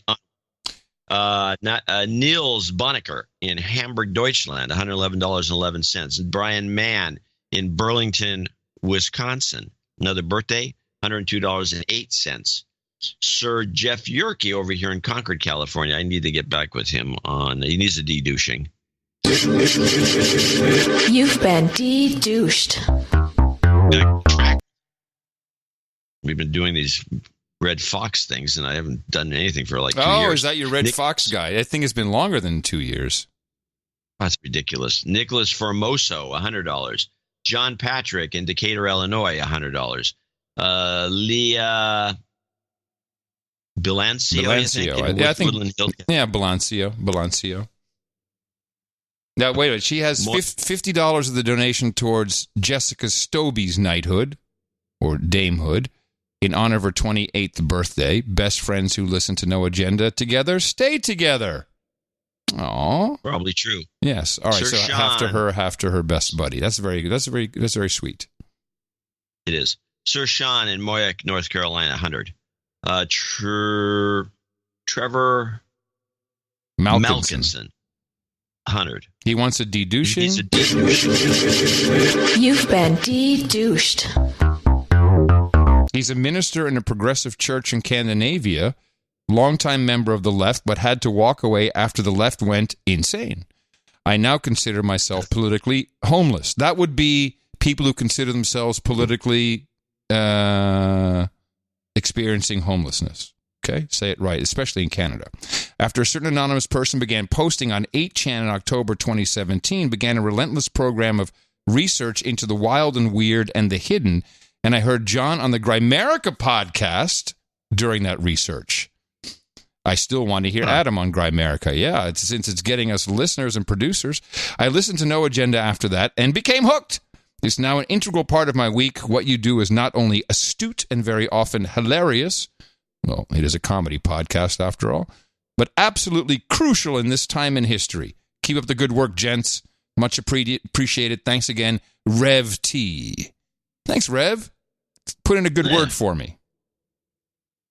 Ian Field in Great Britain, $100. Anonymous, $100. Another Anonymous, $100 from Bonham, Texas. Nicholas Campbell in Wheat Ridge, Colorado, another birthday, and another $100. And finally making my first donation after my brother Matthew turned me onto your show a couple of years ago, so he needs a de-douching. You've been de-douched. Listen to this. We both listen to your show live on Sundays and Thursdays, and we'll chat back and forth during the show. This works out well, as we rarely get to see each other these days. I hope this small donation helps. Of course it does. Thank you very much. And he also says, send a douchebag to Matthew Campbell for letting me be the first to donate. Douchebag! It's indeed an outrage. Yes, inexcusable. Sir Gator of the North Texas Swamps in Providence Village, Texas, 9999. Sir Patrick Coble, the Earl of Tennessee, 9999. He's got a birthday to his son, James. Ryan Brady in Pittsburgh, Pennsylvania, 9140. Can I just read Patrick's note? Sure. Happy 9th birthday to my son, James. I'm so proud of the little man he is becoming. He will have to join Sir Felix Wilson at the round table very soon. Thank you for all that you do. Thank you. Thank you for what you do, Sir Patrick Coble. You the man. Ryan Brady in Pittsburgh, Pennsylvania, 9140. Taylor Cuzella, the Sir Sin City signer in Alpharetta, Georgia, 8086. Sir, a dude named Ben in Los Angeles, California, 8086. Sir Kevin McLaughlin, Earl Foluna. Is that right? I don't know. Earl of Luna. Yeah, Earl of Luna. The Locust, North Carolina, 8008. Boobs. Sir Paul Webb in Twickenham, Middlesex, UK, 8008, with a birthday coming up. Alex Campbell, a birthday call out, Tampa, Florida, 8008. There's a lot of these. Big Sir boobs. Josh in Dayton, Big boob day. Texas, 8008. Michael Ninemine in Spokane, Washington, 8008. We also did a mention from Sir Josh that the sad puppy is what got to him, of course. Jeffrey Anderson, Stuart, Florida, 75. Sir Charles of Wyoming, 7373. Jonathan Williams, 7317 in Penrose, North Carolina. Bruce Johnson in Edina, Minnesota, 7250. Jonathan Williams with 7317. You guys are the lens which brings the world into focus. He is November 4 Victor X-Ray, and he is no longer a douchebag, so I'm going to de-douche our fellow ham. Sounds like he's an extra. You've been de-douched. Which is not the kind of extra in a movie. Charles of Wyoming is a ham. Does he have his call letters there? Oh, yeah. November Juliet 7 Victor. All right. Say 73's Kilo 5 Alpha Charlie Charlie. Socorro. You don't even know your call sign anymore. You don't. Yeah, it's Kevin Johnson 6 liquid natural gas. Okay. Good. You saved. Eric Makarowitz in Socorro, New Mexico, 6969. I did do Bruce Johnson and Edina. Yes, I did. Yep. Sir Jake Hernandez in Kennewick, Washington, 6666. First major donation after being knighted. Welcome back. Sir Kalishnikov, 6611. Scott Wallace, 60. And this is, he was at the San Antonio meetup, apparently. So that's a San Antonio meetup contribution. Adler, Rolling Hills, 5973. Aaron Garcia, Victor Tempe. Alpha. Oh, yeah, we do have Adler's, another, W6VA, 73s. Aaron Garcia, Tempe, Arizona, 5555. Sven Eric Jansen in Austin, Texas, your buddy. Huh. Thank you for your courage. Adam, you mentioned in the post that you didn't have enough something. Austin friends. You mentioned in the past you don't have enough Austin friends. Would love to try and scrounge together a no-agenda dinner sometime if you're interested. Yeah, we call those meetups. We'll do another one. Definitely, Sven. Looking forward to it. Anna Adam is a loner. Yes. Anna Merkuriev in St. Louis, Missouri, 5555. She needs interview karma for upcoming MD, PhD interviews. We'll do it at the end for you, Anna. Sir Ready Kilowatt, double nickels on the dime, 5510. He needs to be on the birthday list, and I don't think he is. Okay. Who do we have now? A huge birthday list today. Yeah, it is. Read it to me. I wonder why that is. Read it to me. Okay, August 22nd, he's going to be 48. Who? Oh, Carrie Colton, sorry. Carrie Colton? Corey Colton. Corey Colton in Cleveland Heights, actually. And how old will he be? 48 on the 22nd. That's today. He says he started listening to his friends, listen to the show, he's starting to hear it's true at meetings. Y'all bet. It's annoying. Yeah, I'll bet again. It's true. It's true. Stan Gomberg, double nickels on the dime. Stas Gomberg. Stas. Luke Rayner in London, UK. Collective Karma does work, he says. And he donates double nickels on the dime. Nancy Murphy in San Bruno, California, 5244. Where's she at the meetups? Surveillance in Brentwood, Tennessee, $52. Dedicated to de-douche Lisa as a reward for feeding Tilly, the dog of No Agenda's very own B-52 pilot. Yes, I saw the picture of her next to the B-52. Big de-douche.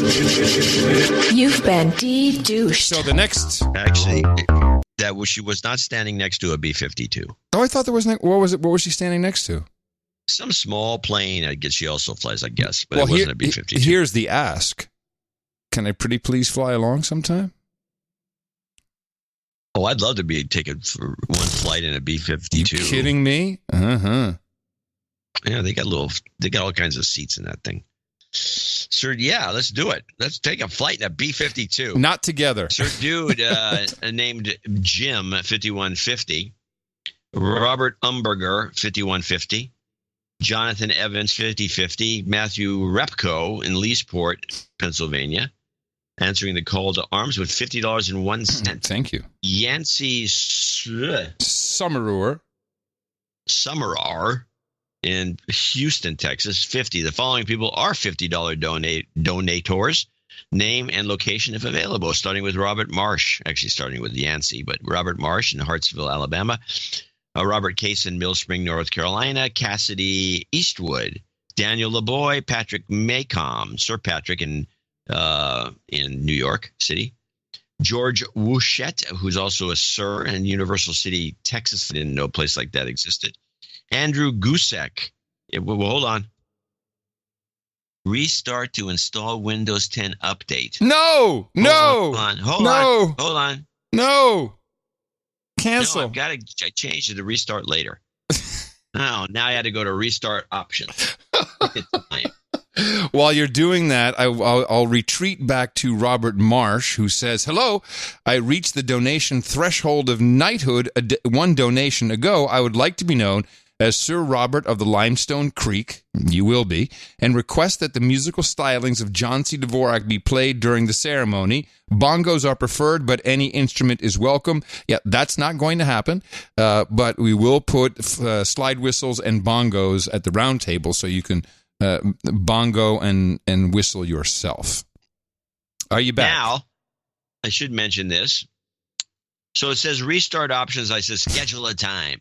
And then it has an on and off switch so you can just turn this stupid feature off, right? Right. It wanted to click. It doesn't work. It's just a button that doesn't do anything. It's just there for show. Are you quite done? Oh, this is another gem. And so then I set it to Wednesday, August 28th. Pick a time. I got it. And then I'm just, as I'm talking to you, it resets to today by itself. You know why? It's that vulnerability they discovered, so they're really forcing everybody to update in the remote desktop protocol. Yeah. Because you could get hacked, man. It could take the Russians. Onward. Robert K. And these are the $50 donors I've got. And sorry, I was interrupted by Microsoft. Robert Case in Mill Spring, North Carolina. Cassidy Eastwood, I already did her, and Maycom, and then Wouchette, and then George Wouchette, I think, in Universal Texas, that's when it happened. Andrew Gussick in Greensboro, North Carolina. Robert Newby. Bhaskar Dadona in Birmingham. Luciano Mose in Vala Beach, Australia. Thomas Tollett in Shawnee, Oklahoma. Eric Von Marter in Van Nuys. And that's it. There you go. Wow, what a list. It's a very good list. He says, I missed the segment intros. Maybe others do too. Yes, even the alternate universe. Is the View still on TV? I missed the Village Idiots. Well, look, he's bitching. He's bitching at us. He's bitching. But we did Dogs Are People Too jingle and other things. And now I know what's been going on with your sound all day. You know, I was going to bitch at you after the show and said, if you don't call up your damn ISPs and tell them to stop throttling you, I'm going to throttle you because it's ruining the show. It's bad for the show because you've been, ever since you switched networks, it's crackly. But I know why, because damn Windows is downloading all of Windows 10 in the background. Look at your performance meter. I'll bet it's spiking. I wouldn't be surprised. Ugh. Oh, if anyone could make drivers for Linux, I would use it. And that would suck there's too. There's no Skype for Linux worth of crap. Well, that's right. Man, Discord. Please don't send me emails about how I can do the show on Linux. It's not going to happen. It can't. Sip.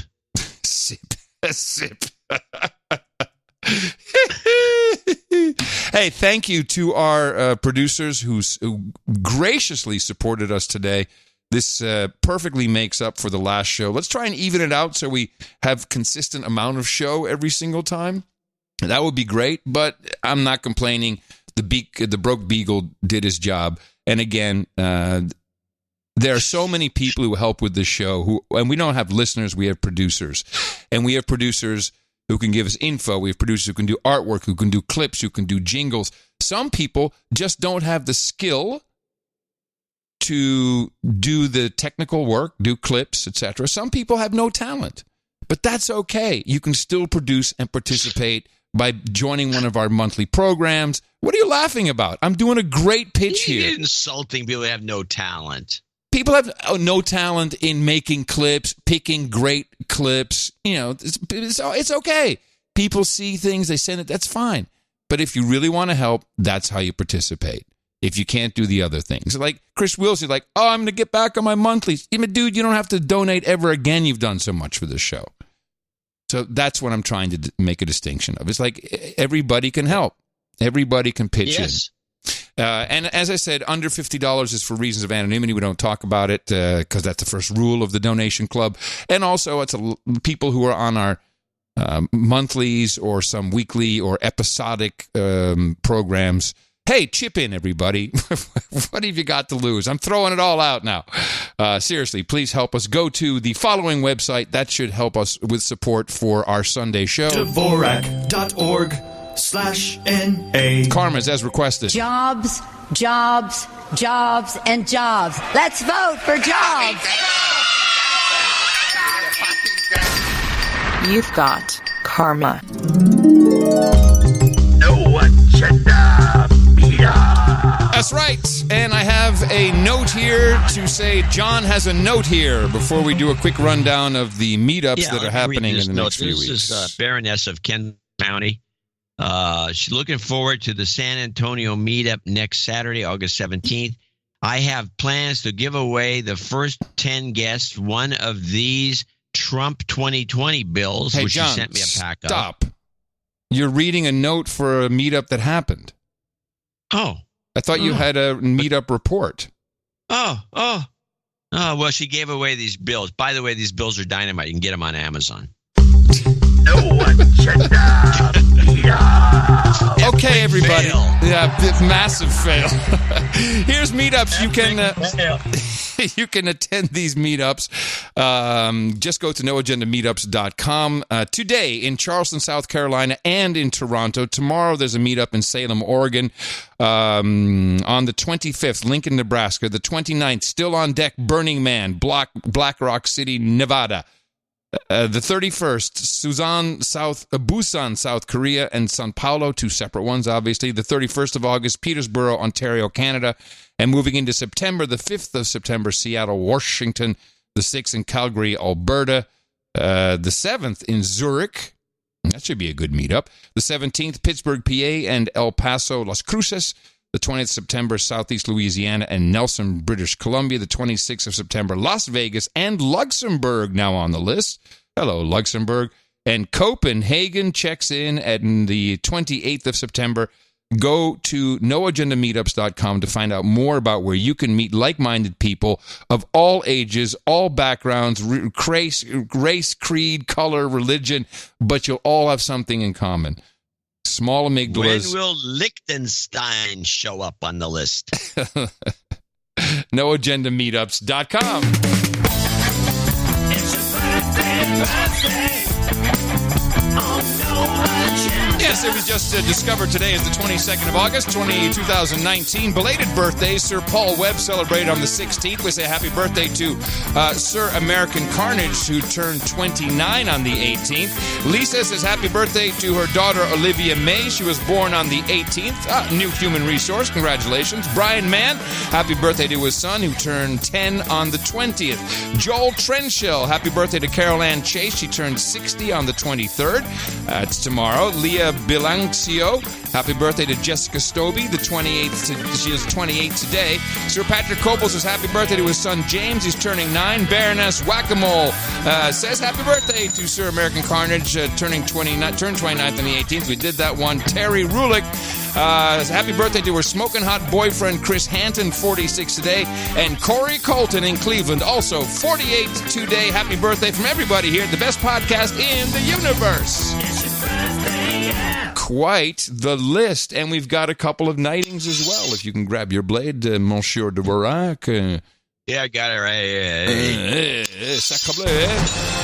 Robert Marsh, and Roy Tenhava. Gentlemen, step right up on the podium here with the expanded roundtable, the No Agenda Knights and Dames. It's rather large, but you belong here thanks to your support of the No Agenda Show in the amount of $1,000 or more. And I'm very proud to pronounce the Sir Robert of the Limestone Creek and Sir Roy. Gentlemen, for you, we have hookers and blow, rent boys and Chardonnay, slide whistles and bongos. We got warm beer and cold women, trophies and tires smoked. We got harlots and haldol, redheads and ryes, organic macaroni and plasticizers, bong hits and bourbon, geishas and sake, Rubenesque women and rosé, sparkling cider and escort, ginger ale and gerbils, and of course, mutton and mead for you at noagendanation.com. Head over there, hand in your details to Eric the Shill, and he will get that to you as soon as possible.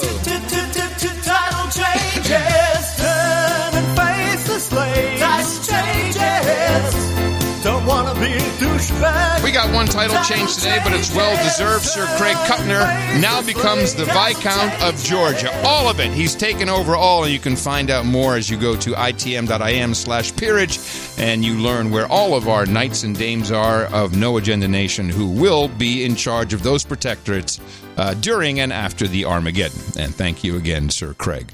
And thanks to everybody who supports the show. Gracias, my friends.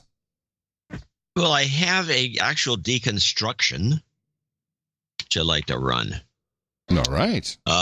NBC, which I'm trying to get more clips from them because they always run these whipsaws or whatever we call it, whatever I call them. I keep changing the name. And there's a good example. They ran this. I'm not going to run both these clips, but they did this. Essentially, the clip I'm going to play, which is the Wednesday Trump rundown, was almost identical to the Tuesday Trump rundown. But in the Tuesday Trump rundown, they didn't have any whipsaws. Oh, so we'll just run the whipsaws where they say one thing and then they clip something else. So here's the Wednesday Trump rundown, and then I will take two whipsaws out of it after we hear the whole thing. Also making headlines this evening, President Trump sparking new confusion on gun background checks, pulling new tax cuts off the table, and feuding with Denmark over his rejected offer to buy Greenland, all while doubling down on his controversial remarks about Jewish voters. NBC's Peter Alexander is at the White House.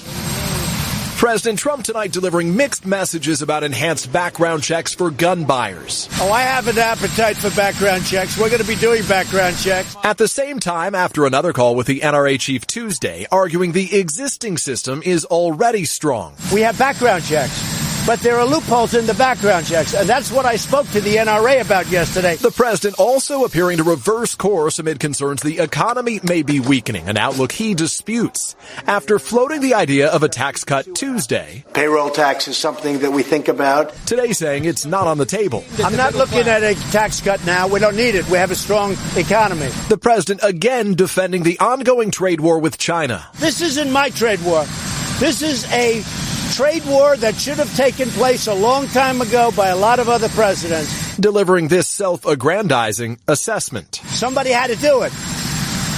I am the chosen one. Somebody had to do it. So I'm taking on China. President Trump also digging in, again painting Jewish Americans as disloyal if they support Democrats. I think that if you vote for a Democrat, you're very, very disloyal to Israel and to the Jewish people. Many Jewish groups have condemned the comments, accusing the president of echoing an anti-Semitic trope that Jewish people have dual loyalties and are more devoted to Israel than to their own countries. And tonight the president's found another target, blaming the Prime Minister of Denmark, a longtime ally, for the abrupt cancellation of a state visit there next month, after she ridiculed his desire to buy Greenland. It was nasty. I thought it was an inappropriate statement. All they had to do is say, no, we'd rather not do that, or we'd rather not talk about it. Don't say what an absurd idea that is. The president's decision to pick a fight with an ally comes as he's advocating for a traditional adversary, just days before heading to the G7 summit, calling for Russia to be allowed back into the group. Before you continue with the deconstruction, this is only possible because of his new format of the grass, the chopper, and just Trump. Yeah. That's interesting. Okay. So I heard a lot of, he's also making it easy for him to put this together. Well, they still can't do it without cheating.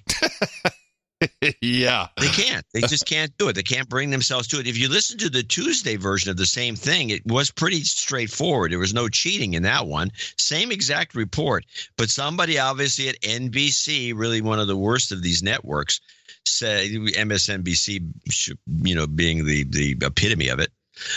Somebody said, "Hey, can we do this again? But let's, give the guy a little some needling here because it was like pretty soft." Yeah. And so they threw everything in they could in the second report, but it's the same thing. But here's 2 examples of the whipsaws that were in there, and I will listen to both of them, and then you'll see how obvious it is. But let's play whipsaw 1. Arguing the existing system is already strong. We have background checks, but there are loopholes in the background checks, and that's what I spoke to the NRA about yesterday. Okay. He says that the quote says that he called the NRA to tell him that the existing system's already strong. That's not the clip. Hold on. Arguing the background checks have got loopholes in them. Let me hear it again. How is that? How does what Peter says in his analysis says that he called the NRA to tell him that the background checks are already strong? That is not what he said in the clip. Arguing the existing system is already strong. We have background checks, but there are loopholes in the background checks, and that's what I spoke to the NRA about yesterday. Yeah, to be fair and not cheaters, they would have used the other one where he said, "We got great background checks," but he doesn't have that. And he never said they were strong. No. The NBC correspondent asserts that Trump said they were strong. Lies! Trump does not say that. Lies. All right. Lies. Okay, let's try whipsaw 2, another example. After floating the idea of a tax cut Tuesday, payroll tax is something that we think about. Today saying it's not on the table. I'm not looking at a tax cut now. We don't need it. We have a strong economy. What? Hold on. I want to play it again. After floating the idea of a tax cut Tuesday, payroll tax is something that we think about. Today saying it's not on the table. I'm not looking at a tax cut now. We don't need it. We have a strong economy. Where in there does he float the idea? He says he's looking at them. We're looking at tax cuts. We're looking at tax cuts. That's a float he says, on. To be specific, he says payroll taxes is something we think about. Who doesn't? You get payroll tax. You think about it. That thinking about something is not the same as floating an idea. He specifically says, "Yeah, we think about it." And then he says, "Well, he contradicted himself." He never contradicted himself because he never said the first assertion was a false assertion. This is what NBC does constantly. This is what they do. Trump Defense Force, we're coming to the defense of Donald Trump. You're officially on the Trump Defense Force. I'm not defending anybody. I know. I'm just condemning NBC's poor reporting. Or to say bigoted. The reporting is bigoted, biased. It's biased and slanted. It's terrible. It really is terrible. It is. It is. The best part of all those clips that you played for me personally was the end of show ISO. I am the chosen one. I just can't get enough of that. In fact, let's go over that part of it. That was pretty funny because they condemn everybody, all the networks. He thinks he's God now. Yes.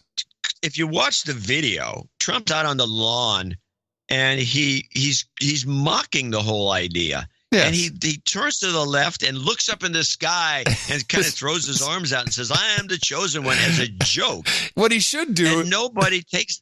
Yeah. No, what he should do. Yeah, he's already done. I am the chosen one. He tweeted a quote from the rabbi who said he's king of the Jews. So, of course, now Trump says he's king of the Jews. What he should do now is, "I am the God of hellfire." Now that will be great. Yeah. That will be fantastic. That hurt his voice. Well, we went way over time. The affiliates are pissed, but that means we have some good stuff to carry over to Sunday, the second Thursday show of the week. And we look forward to seeing everybody there. Everybody who supported the show today, financially or otherwise, thank you so much. It is, after all, your No Agenda show. Well, and the Broke Beagle dog is that dog's show, too. Thanking today, we have Tom Starkweather with End of Show Diddy. We have Ruloff Productions. And Chris Newbold with a great song about Al Gore. Great song. So, looking forward to that. Coming up on NoAgendaStream.com after the show is Mo Facts with Adam Curry. The Facts and Fallacies. Enjoy that. And coming to you from Opportunity Zone 33 in Austin, Texas, we are in FEMA Region number 6 for the Governmental Maps in the Morning, everybody. I'm Adam Curry. And from northern Silicon Valley, where it's still balmy, I'm John C. Dvorak. We return on Sunday right here on No Agenda. Remember us at Dvorak.org/NA. Until then, adios, mofos, and such!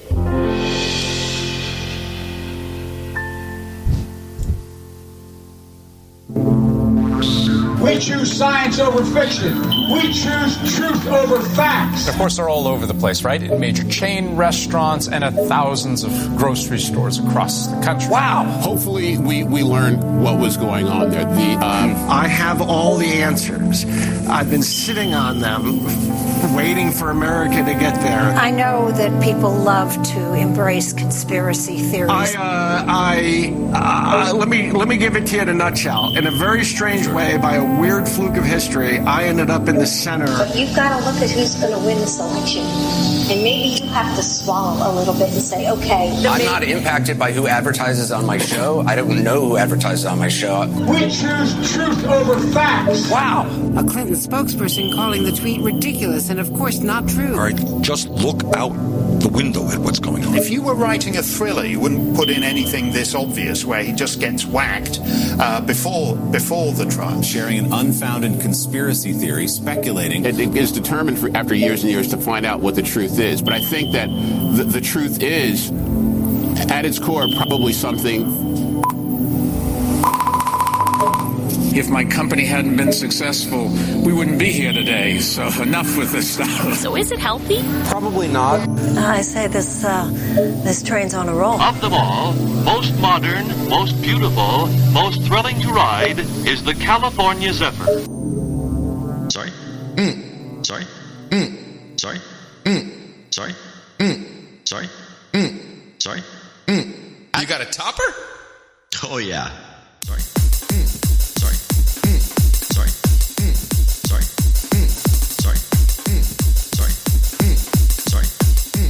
I'm sure he's elitist.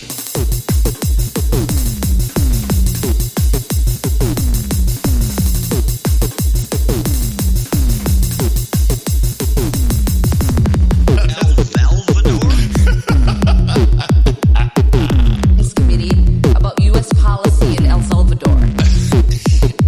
Wait for it. Sorry?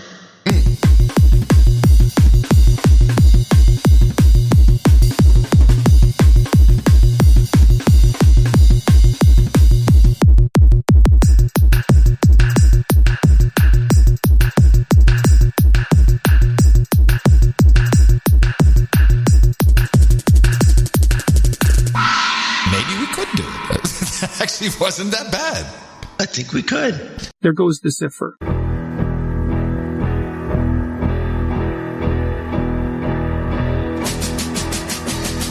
Al Gore tells lies. Al Gore tells lies. Al Gore tells lies. He needs to laugh the times he lies about. Climate change or crisis, false accounts. He feels good when he gets to say 500,000 A-bombs every day. Al Gore tells lies. Al Gore tells lies.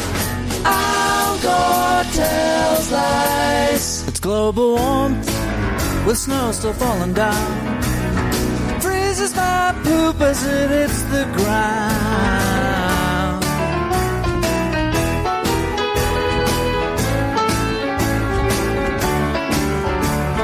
Al Gore. The debate now is about the best ways to move as fast as we can to solve this crisis. Okay, we all know that best way is to pay Al Gore. Now he lies beneath the money tree. 97% of scientists agree, scaring kids, you know they do it blind. Telling all of them that we're all gonna die. Al Gore tells lies. Al Gore tells lies. Al Gore tells lies.